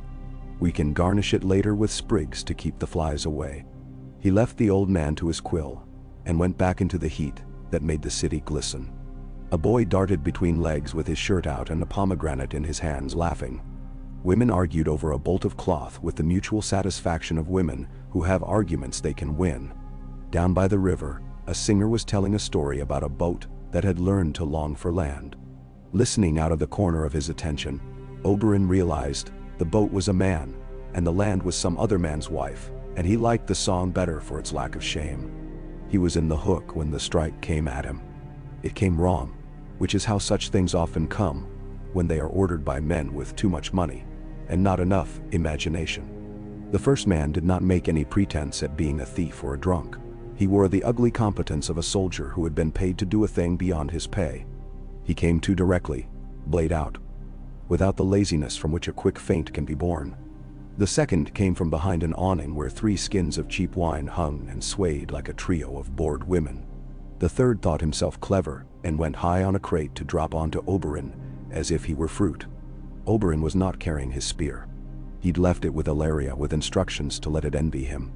He had a short blade, and his hands and the practice of half a lifetime meant first to make a man drop something, and only then to make him drop. He pivoted away from the first man not out of fear, but to place the second in the space where the first imagined himself going. They collided with the ugly tenderness of professionals made to be amateurs. The third came down and discovered that air is a poor ally against a man who sees everything. Oberyn shifted and let the boy.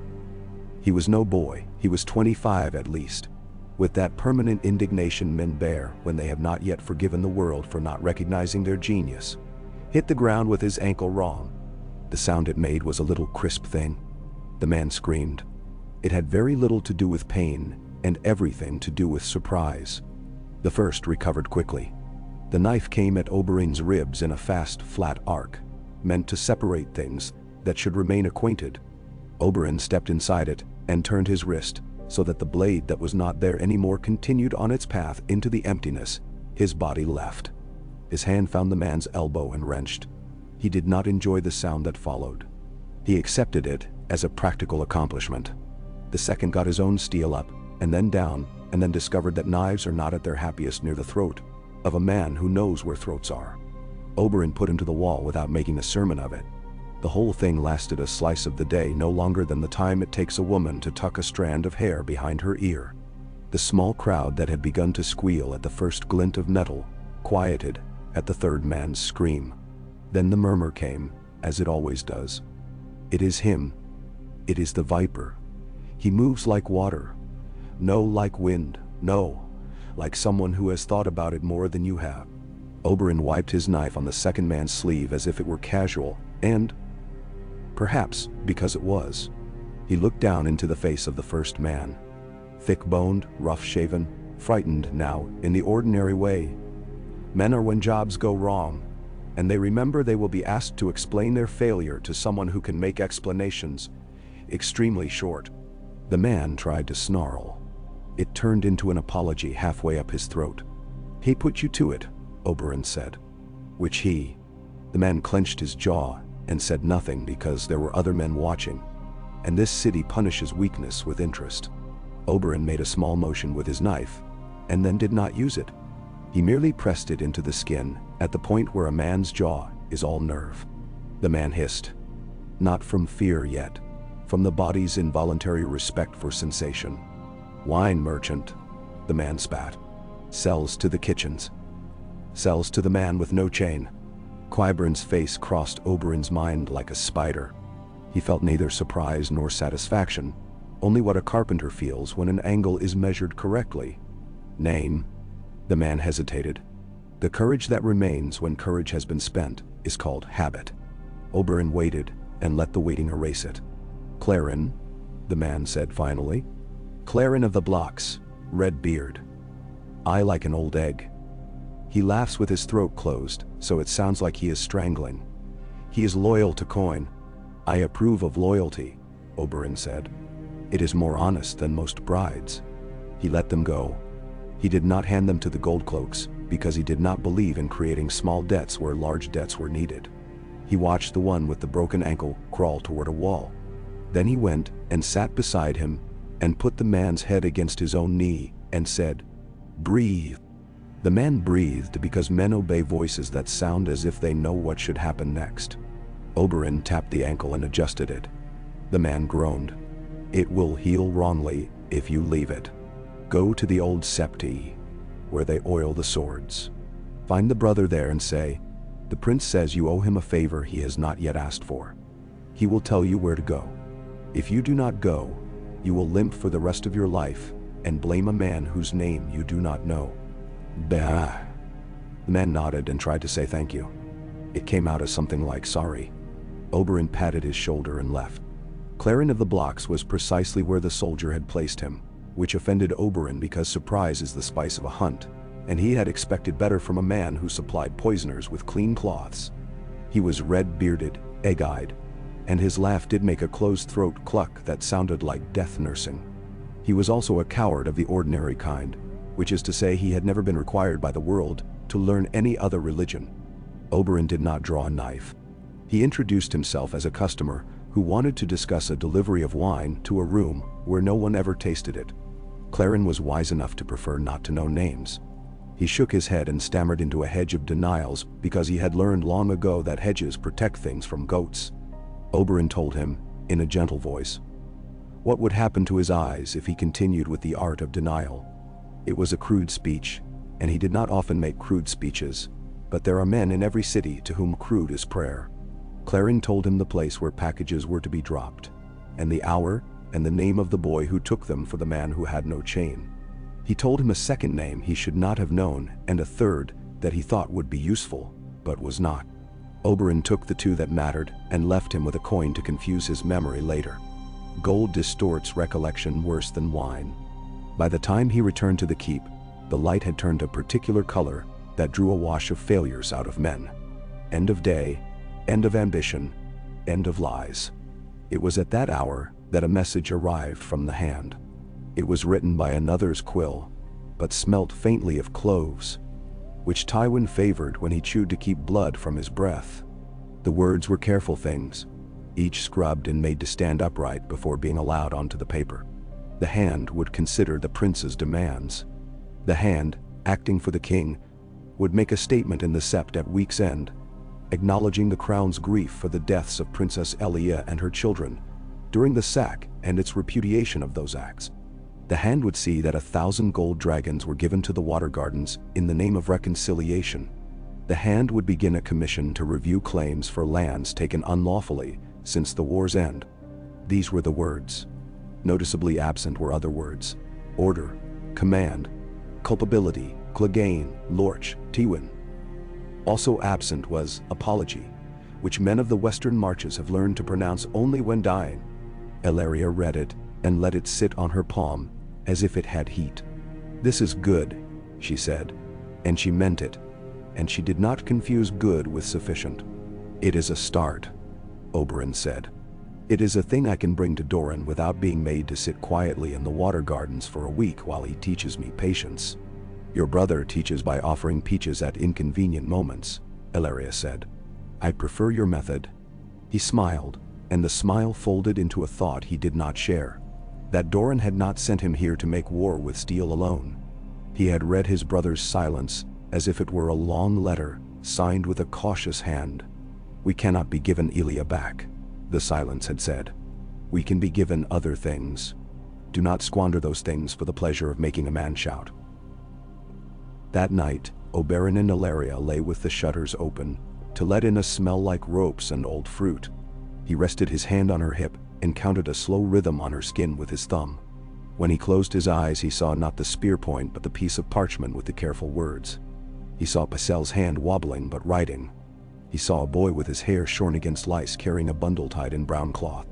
The day of the sept came as they all do, with men combing one another's collars and women pinching color into their mouths. Baelor's was crowded not to bursting, but with the sense of a choke that had not decided on its victim yet. The crystal there scatters light in a manner men write bad poetry about when they are young and marry badly when they are old. Lords sat with straight backs and narrower mouths. The small folk stood in the aisles and under the balconies as if they had been poured into the building and permitted to set. The singers tuned their throats and refused to meet one another's eyes. The high septon waddled in his blue and gold and sweated a holy sweat.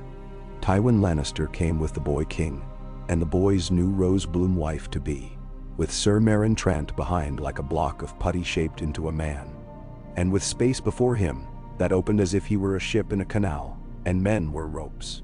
Oberyn sat where he could see Tywin's profile, and not the High Septon's face. Ellaria sat beside him, a lemon comb in her hair to make some lady gasp softly. She did not succeed in making anyone faint, which disappointed her. Tyrion was present with a neutrality that he wore like a new cloak he was not sure would keep out rain. Jaime stood, because he is a man who prefers to stand rather than be seen sitting and trying to appear ordinary. The words were said with the proper taste of regret. The High Septon's voice wavered at the right syllables. He named Ilya. He named Aegon. He named Rhaenys. Names do work, even when men intend them to be placatory. In certain corners of the sept, in certain throats, the names caught. Oberyn saw a woman with a girl at her hip mouth Elia and touch her cheek. He saw a gray man close his eyes when Rhaenys was said. He watched Tywin when Aegon rose from the stone. The hand blinked very slowly and did not change the angle of his mouth. Then Tywin stood and made the statement that had been written with lines drawn on it like a map. It said that the crown deplored, regretted, repudiated. It said that those acts were not committed at the king's command. It declared gold for the water gardens in Elias' name. It committed to a commission.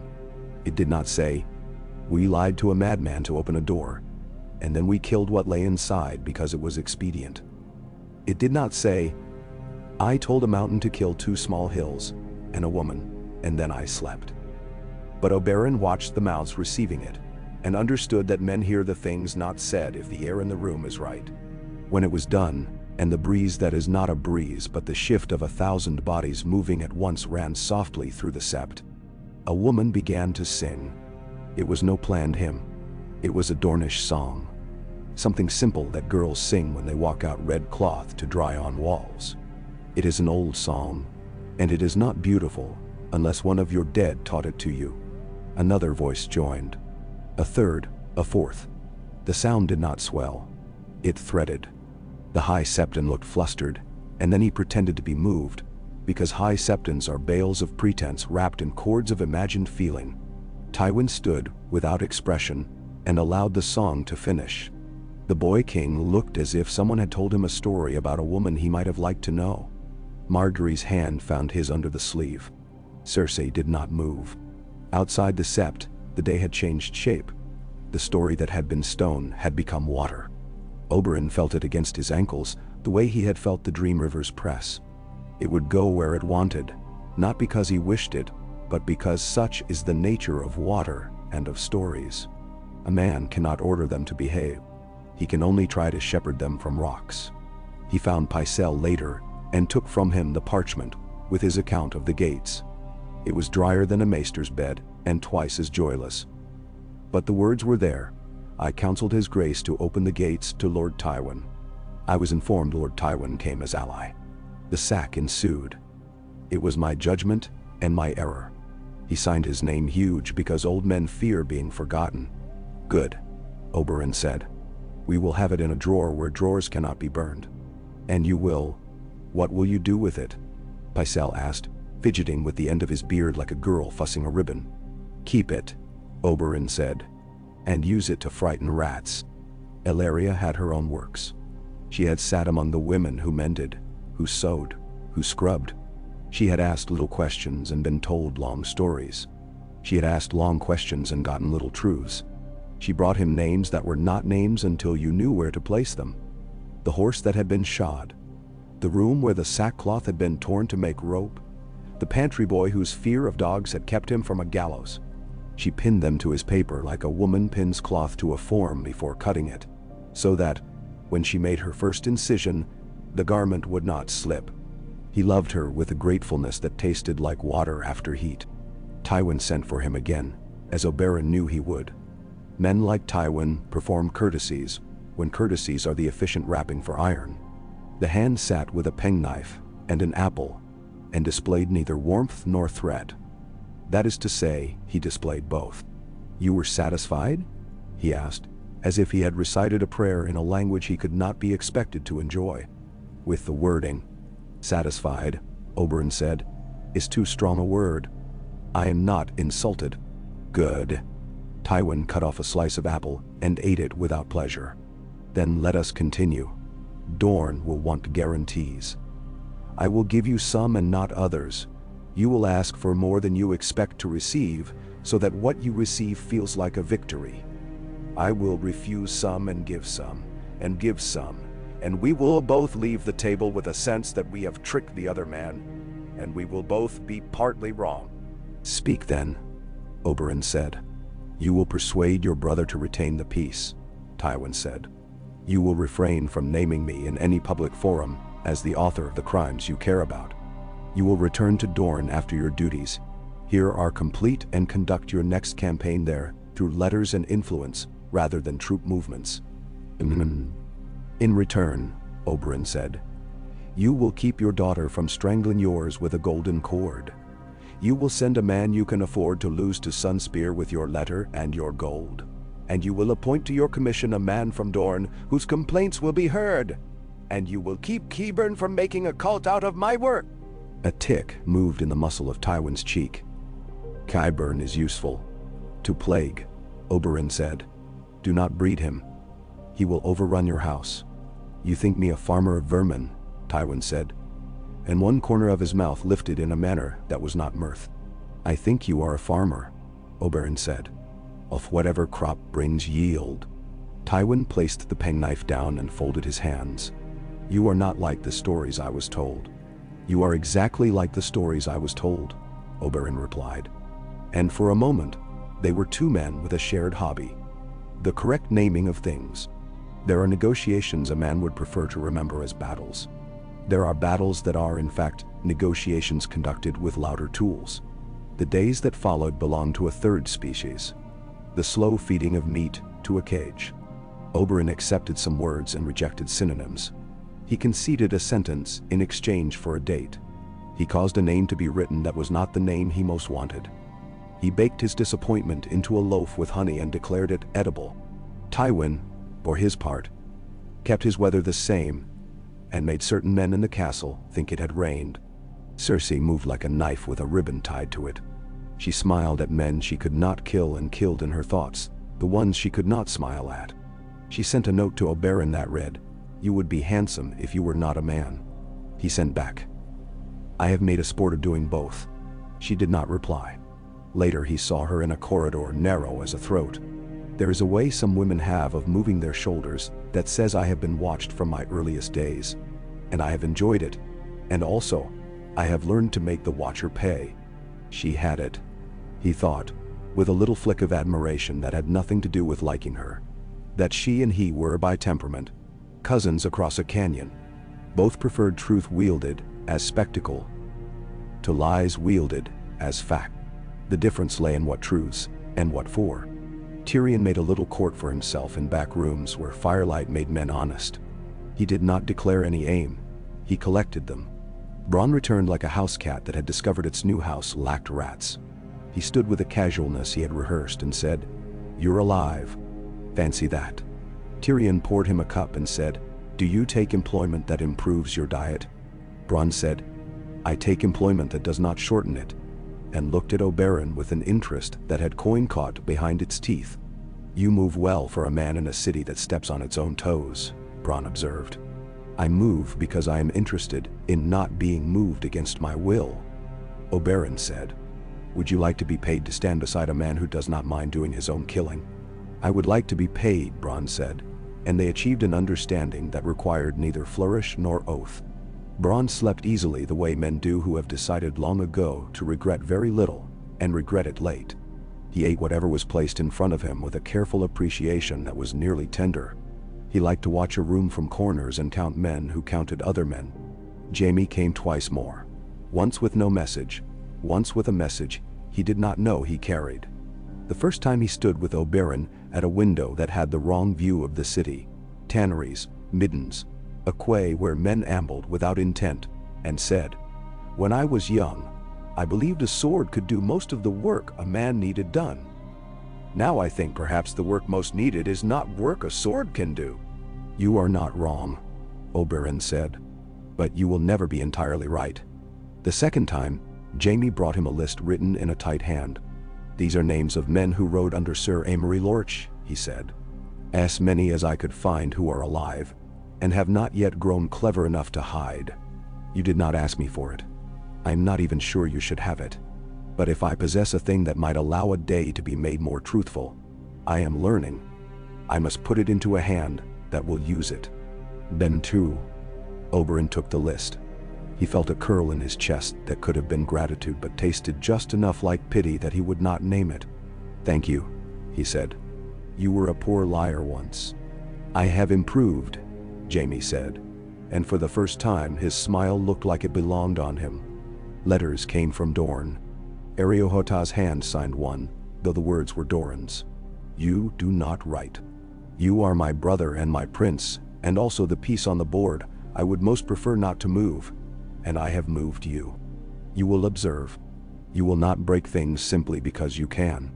The second letter was the work of 3 sand snakes who had fought over the quill until ink stained someone's wrist. Bring us a head in a box. Bring us a finger with a ring we can spit on. Bring us a law, rewritten. Bring us nothing and we will come take it for ourselves. Ellaria read these, and smiled in a way that reminded him the world is made not only of grief and games, but also of women with strong opinions and excellent hips.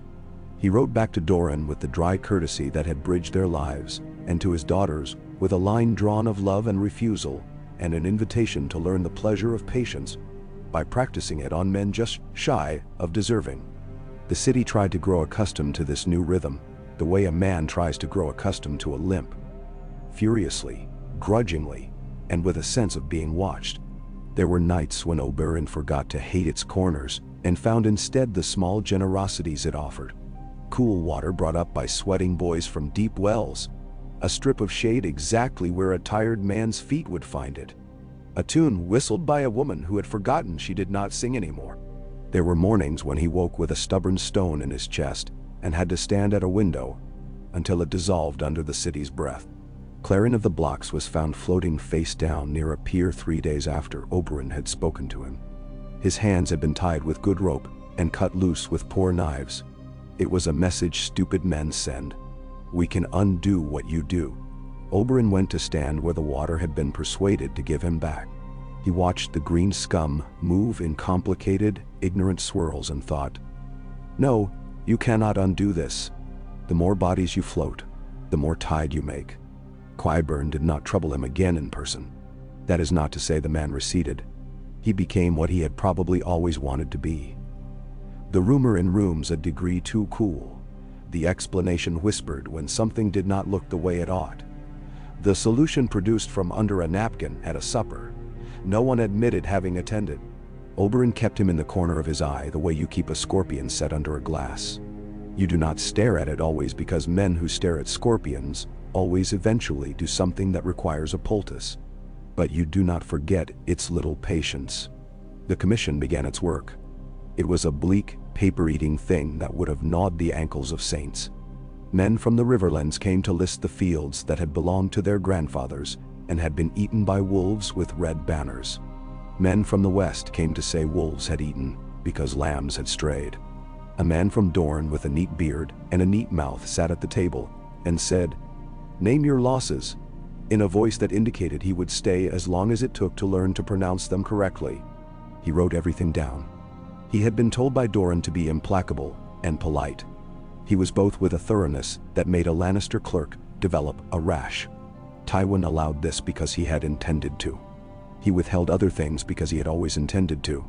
When a request came to strip a lesser Lannister bannerman of a parcel he had claimed by right of plunder, the hand passed it to 2 men who would interpret right as already done. When a petition asked that a street flayed during the sack be renamed, he referred it to Mace Tyrell, and Mace named it after a rose, and then forgot the location. There are victories made of paper that do not show on maps for years. Oberyn learned to hold them in his mouth like a seed. It was not all parchment. In the 3rd week after the sept, a boy, thin again, always thin boys are chosen for errands, because they slip between people like knives between ribs, came running to say there had been a fight in the Street of Flower between men in red and men in green, over the question of whether the hand statement meant that the Lannisters would now pay a tax on old sins. The fight had become another fight over something else, because fights breed like cats. A woman had been knocked down, and the child at her hip had split his lip on a cobble and shrieked without stopping for 15 minutes. Oberyn went simply because he prefers to see things that will be told to him anyway. He stood at the edge and watched the way men move, when they have convinced themselves a cause is in their hands, when actually it is clambering over their shoulders and gnawing at their ears. He waded in and broke 3 grips and pulled a 4th man off a 5th, the way one might pull ivy off a wall. When the tangle saw who had his hands in it, it remembered this was a city that understood stories, and it rearranged itself into something less likely to end with a corpse. "Tax your lies with truth," he told them. And they laughed, not because it was funny but because laughter closes a day. In the 4th week, a raven came at dusk with a strip of parchment bound to its leg that had a smear on it. He recognized before he untied it. It was from Sunspear. The smear was the peach juice Doran had dropped from his thumb because he hates to waste fruit, and yet he must gesture. The letter was short. "The gold has arrived," the mothers cried. "I have watched children reading the plaque with Elias' name, and I have seen a boy mouth each letter and put them together into a person. You have not failed me. Do not now fail yourself." He sat with that for a while, with the weight of it, which was a kind of gentle hand on his neck and a kind of leash both. Elaria read it over his shoulder and kissed the place just below his ear. "He knows how to keep you," she said. "I am not a difficult-kept thing," Oberyn said. "I simply prefer open doors." "And open throats," she said, amused. "And open truths," he said. After that, the daylight seemed for a time to cooperate. The city learned to say Elias' name without flinching. The markets learned a new jest about lions that even the lions laughed at, because men who do not laugh at good jests die sooner. The Tyrells tightened their green coils in corners where the Lannisters had always assumed there was only red. Margaery brought little baskets of quince to women with new babies, and learned to hand the basket to the mother's mother first. The boy king petted a slow old dog in the yard, as if it were a small dragon he wished to befriend. Jaime drilled with a left-handed sword until men stopped watching, because the watching had ceased to promise spectacle, and begun to promise mastery. Cersei drank on a balcony, and named islands in the sea.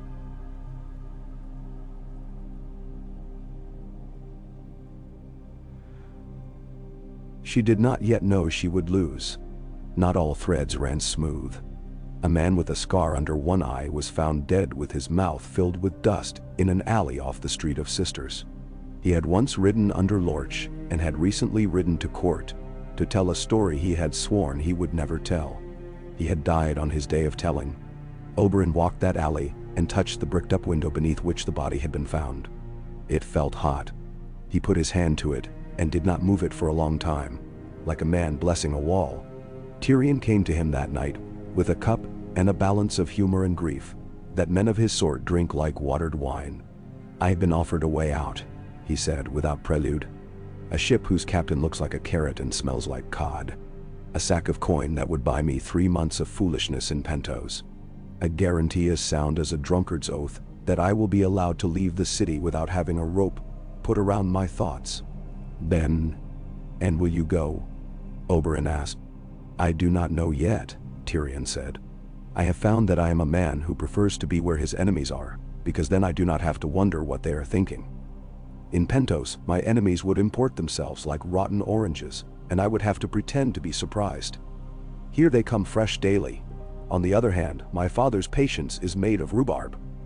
It is strong but has the bitter in it." Oberyn sipped. "I cannot tell you where to hunt your days. I can tell you that leaving before you have had a chance to feel your freedom is like refusing to taste a meal because someone else might want a bite." Tyrion laughed, and the laugh rolled around the room and found places it had already visited. "I will stay this week," he said, "and perhaps the next. And then I will reconsider. I am learning to give myself the gift of reconsideration." "Good," Oberyn said. "Give yourself also the gift of a guard who smiles at stabbing." "I have one," Tyrion said. "He is immoderate in his charges and moderate in his cruelty. He eats like a temple and drinks like a ditch. He is perfect. Bronn, from the corner where he had materialized with the ease of a cat falling asleep on a warm roof, raised his cup. "You'll make me weep," he said, "and I'd rather not. It's wine." Letters turned into errands, errands into statements, statements into a style of living. The Dornish held themselves differently inside the keep now.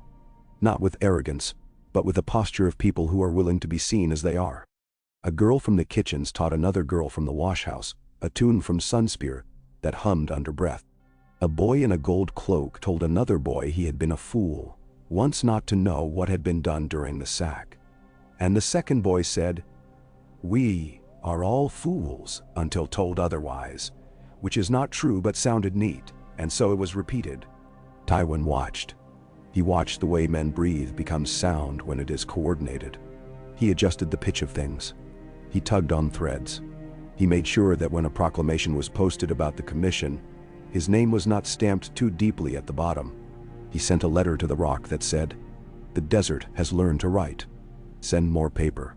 He did not name Oberyn more than once in 3 days, and when he did, he called him the prince.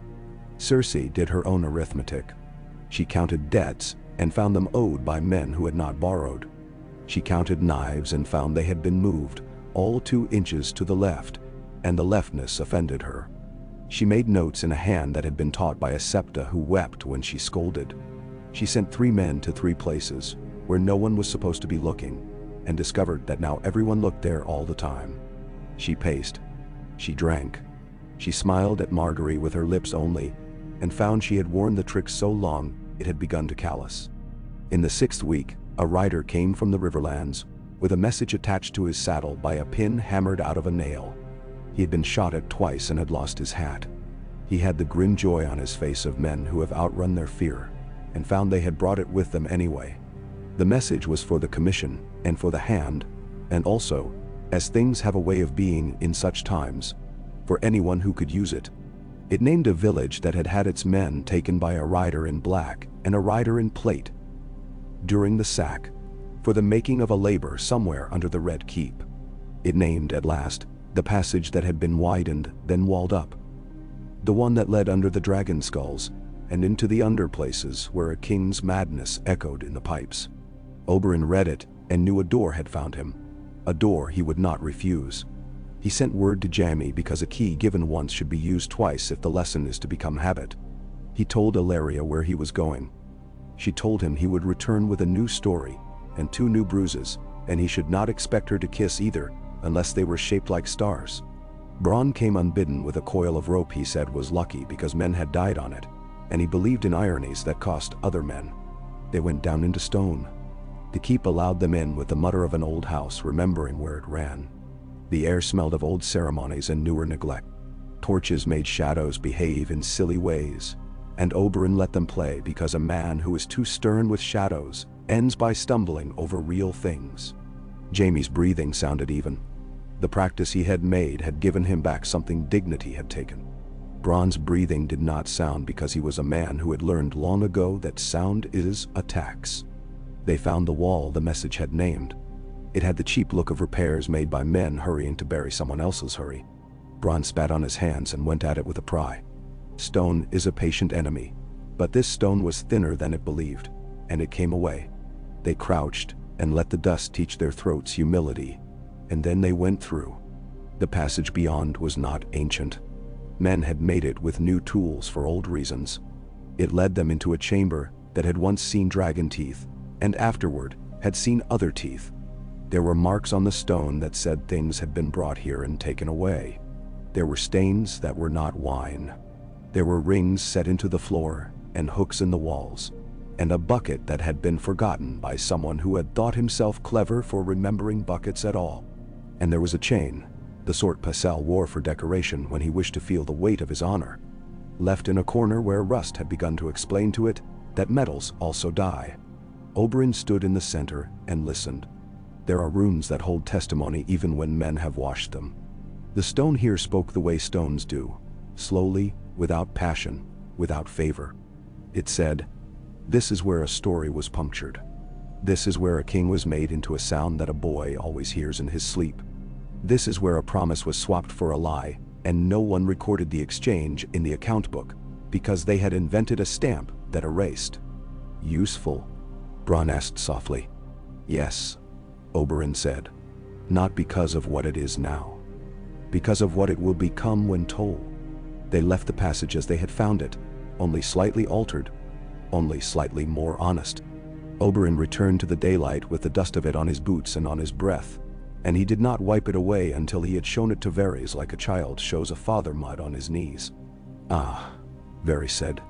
We are all archaeologists now. Not all, Oberyn replied. Some of us are robbers. Some of us are the bones. He wrote that night until his hand cramped, and when it cramped, he used the other. He described the room without naming it. He described the hooks without accusing.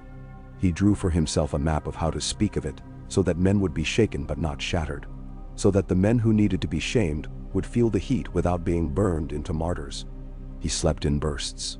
Ellaria turned and placed her hand on his ribs when he woke, and did not speak because she understood that talking often blunts the blade that has slipped through two ribs to lodge beside the heart. At dawn he took his map to Tywin. He did not ask permission to speak. He simply began. He told the hand about the passage and the room, and what the room meant. He watched the old man's pupils tighten, and then relax. He watched his mouth perform the smallest of recalibrations. When he had finished, he said, "You will order the chamber bricked properly. You will order a prayer said in the sept for the city that lay above it. You will order the rings removed and melted into something that cannot be used for the same purpose. Candlesticks, perhaps, so that a little flame may sit on what once held other flames." Tywin said, "You believe in symbols." "I believe in the way symbols pinch," Oberyn said, "and in the way men learn to avoid places where they have been pinched." Tywin was quiet, weighing costs. He nodded. Once. "Very well. The room will be sealed. The rings melted. The prayer spoken. And the words spoken quietly to the men who need to hear it," Oberyn said. "That certain modes are closed in this castle. There are other ways to be cruel. Choose them if you must. Do not choose this one." Tywin's gaze met his, and for an instant, there was something like, not admiration, never that, but recognition. "You hate me very well," he said. "I hate the shape of you," Oberyn said softly. "I hate the way your efficiency excuses other men to themselves. I hate that you live in such a way that the most interesting thing about you is the harm you can inflict. There are parts of you that might have been delightful if anyone had ever dared to ask them to be. No one did. Perhaps you never allowed it. Perhaps it was never allowed it. Perhaps it was never offered." For a heartbeat, the hand looked old, in a way that had nothing to do with number of winters. Then it was gone, and the table, with its apples and its quill, resumed being a table and not a confessional. After, the days took on the air of something settling. The proclamation held. The commission trudged. The room below was sealed with care.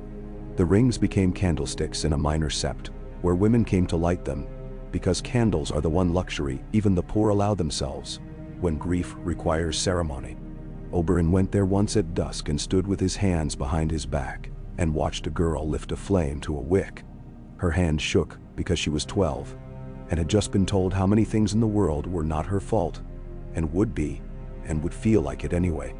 He put a coin in the bowl, and left without praying, because he had learned that the gods are more likely to hear you when you ask them to do small things than when you demand they become men.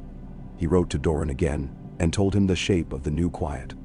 Doran wrote back with a very Dornish word that can be translated, "Enough for now."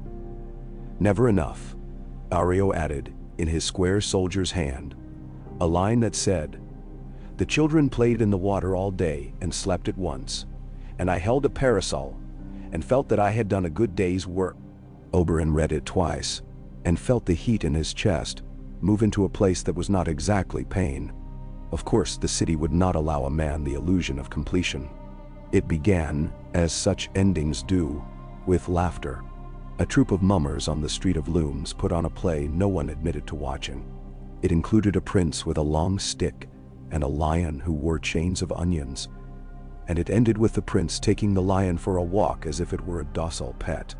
The laughter washed out of that alley and into 3 others, and then into the square where men sell pots, and the pots listened and made their cheap tin ring with joy.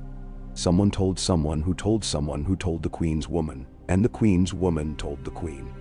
The queen smiled in a way that gave men headaches the next day and said, "Bring me the troop." Oberyn learned of it the way men do when they are the subject, too late to stop it, in time to shape the aftermath. The troop was fined. One of them was beaten with a rod not hard enough to ruin him, merely hard enough to teach him to sing. They were told to put on a new play next week that said different things with the same characters, and when they did, men booed because men know when they have been asked to laugh in the wrong place. It was a small thing, the sort that makes a city shrug. But small things accumulate. He watched them in the corners like dust. He saw the way Cersei's eyes grew more fevered, the way her lips tightened when the boy king smiled at Margaery, the way her hands flexed when she saw Oberyn in corridors and found she could not make him vanish with will. He saw Jaime standing with his golden head and his empty sleeve and his careful new courtesy, and he wondered what exactly would ask him next to choose. He did not have to wait long to find out what would ask him. It came one afternoon in the yard, where the small folk sometimes are allowed to see a thing they are told will improve them, like a man practicing with a spear. A rider came with his horse lathered and his breath wrong. He slid off the saddle and dropped a knee, not because he had been taught to in front of princes, but because his legs had decided to stop. He held out a scroll with 3 seals on it. "To the hand," the man panted. "From the Vale. From the Eyrie. From a lady who says she fell through a moon door and found a voice on the way down." Tywin broke seals with the indifference of a butcher separating ribs. He read. The corners of his mouth moved not at all. He resealed nothing. He did not call for a clerk. He did not do any of the things he would ordinarily do. He simply said, "We will convene the council," and the way he said it made the room remember to swallow. Oberyn did not need the content to feel its weight. The Vale had whispered the name Baelish for years, with the awe that people reserve for men who are clever enough to cheat clever men. Now the whispers had found a new pitch. There were words in the scroll like accidental, and confession, and witnesses, and arrangements. And they pointed to a hole in a floor and a boy with a soft mouth sitting on a chair too large for him. The city did not care about the Vale, not immediately, but the city likes ripples. Oberyn watched Tywin's eyes and saw the arithmetic begin to eat whole numbers. The council convened. Mace Tyrell arranged his girth as if it were furniture being moved by servants. Pycelle pretended to hear nothing and heard everything. Varys glowed. Cersei came late and sat without apology, and Margaery made politeness into a dagger with a lace handle. Jaime stood as a column with a mind. Oberyn sat with his spear leaning politely, and with his lack of patience placed under his heel. The letters said that Lysa Arryn was dead, fallen under the sky from her own pride and a door. They said that Petyr Baelish had spoken to certain ears certain names, and that a girl who was no one had been someone and now had become someone else again. They said that the Vale would, for the moment, remain quiet. They said too that the world has a way of telling you that the tables at which you are playing are more than one. Tywin listened, rearranged, allotted men's time the way a careful wife sorts fruit that will go bad if not eaten, and said, "Very well. We will do this and not that." He did not seek opinions. He parceled tasks. After, Jaime paused. He paused in a way that said, "I am about to act against my own training and may require a moment of forgiveness from the heir." He said to Oberyn, "Walk with me." They walked through a corridor that smelled like brass and old sweat, and came to a balcony narrow as a promise. The sea lay out beyond like a mussel on the city's flank. Jaime put his hands on the stone and looked not at the water but at his hands. "I killed the king," he said. He said it in a tone that had no defiance left in it, only the bitterness of men who have had their gourds of pride emptied onto the ground and laughed at. He meant to burn the city. I drove my sword into his back and then his throat. I was called a dishonorable man for doing it. I came to believe them. I tell you this because you are a man who prefers the right names for things. Oberyn stood quiet and let the confession sit. Then he said, "You killed a man who would have burned children, The right name for that is mercy. I told myself that, Jamie said. When they called me Kingslayer and I let them, I told myself it was mercy, and then it became an excuse. I am tired of excuses. You have done a thing with your spear that made other excuses withdraw. I want to do something with my name. Doe, Oberyn said. There are men in this castle and everywhere who will tell you the only coin worth minting is force. It is a lie. Names spend richer. Jamie nodded once, as if the bone at the back of his neck had clicked into place. He looked out over the water and then back at the long, low body of the city, and seemed to understand, for a heartbeat, the shape of all his choices. The day regrouped. The night followed. Stories did what stories do when a man insists on shepherding them, instead of letting them trample his garden. They snuck through gaps in hedges. They went around corners and forgot why they had chosen the long way. They married other stories and produced odd children. They were told drunk, and then sober and changed by both. Oberyn felt the fatigue of meaningful work settle in him the way good bread satisfies. He knew this was not ending. He had no appetite for endings. He had appetite for work done well, and for the slow rearrangement of furniture in rooms where men pretend furniture cannot be moved.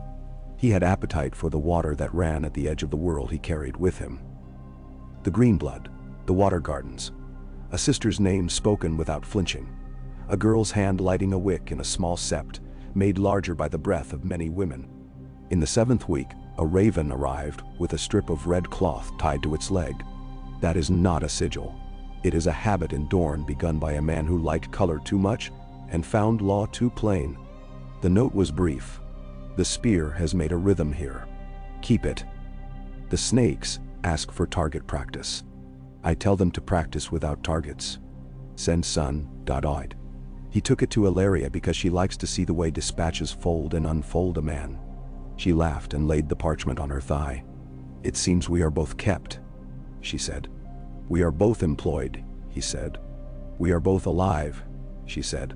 He kissed her knee and stood and went to the window and looked out at the city that had tried, for a season, to become sand enough to hold a footprint he would accept.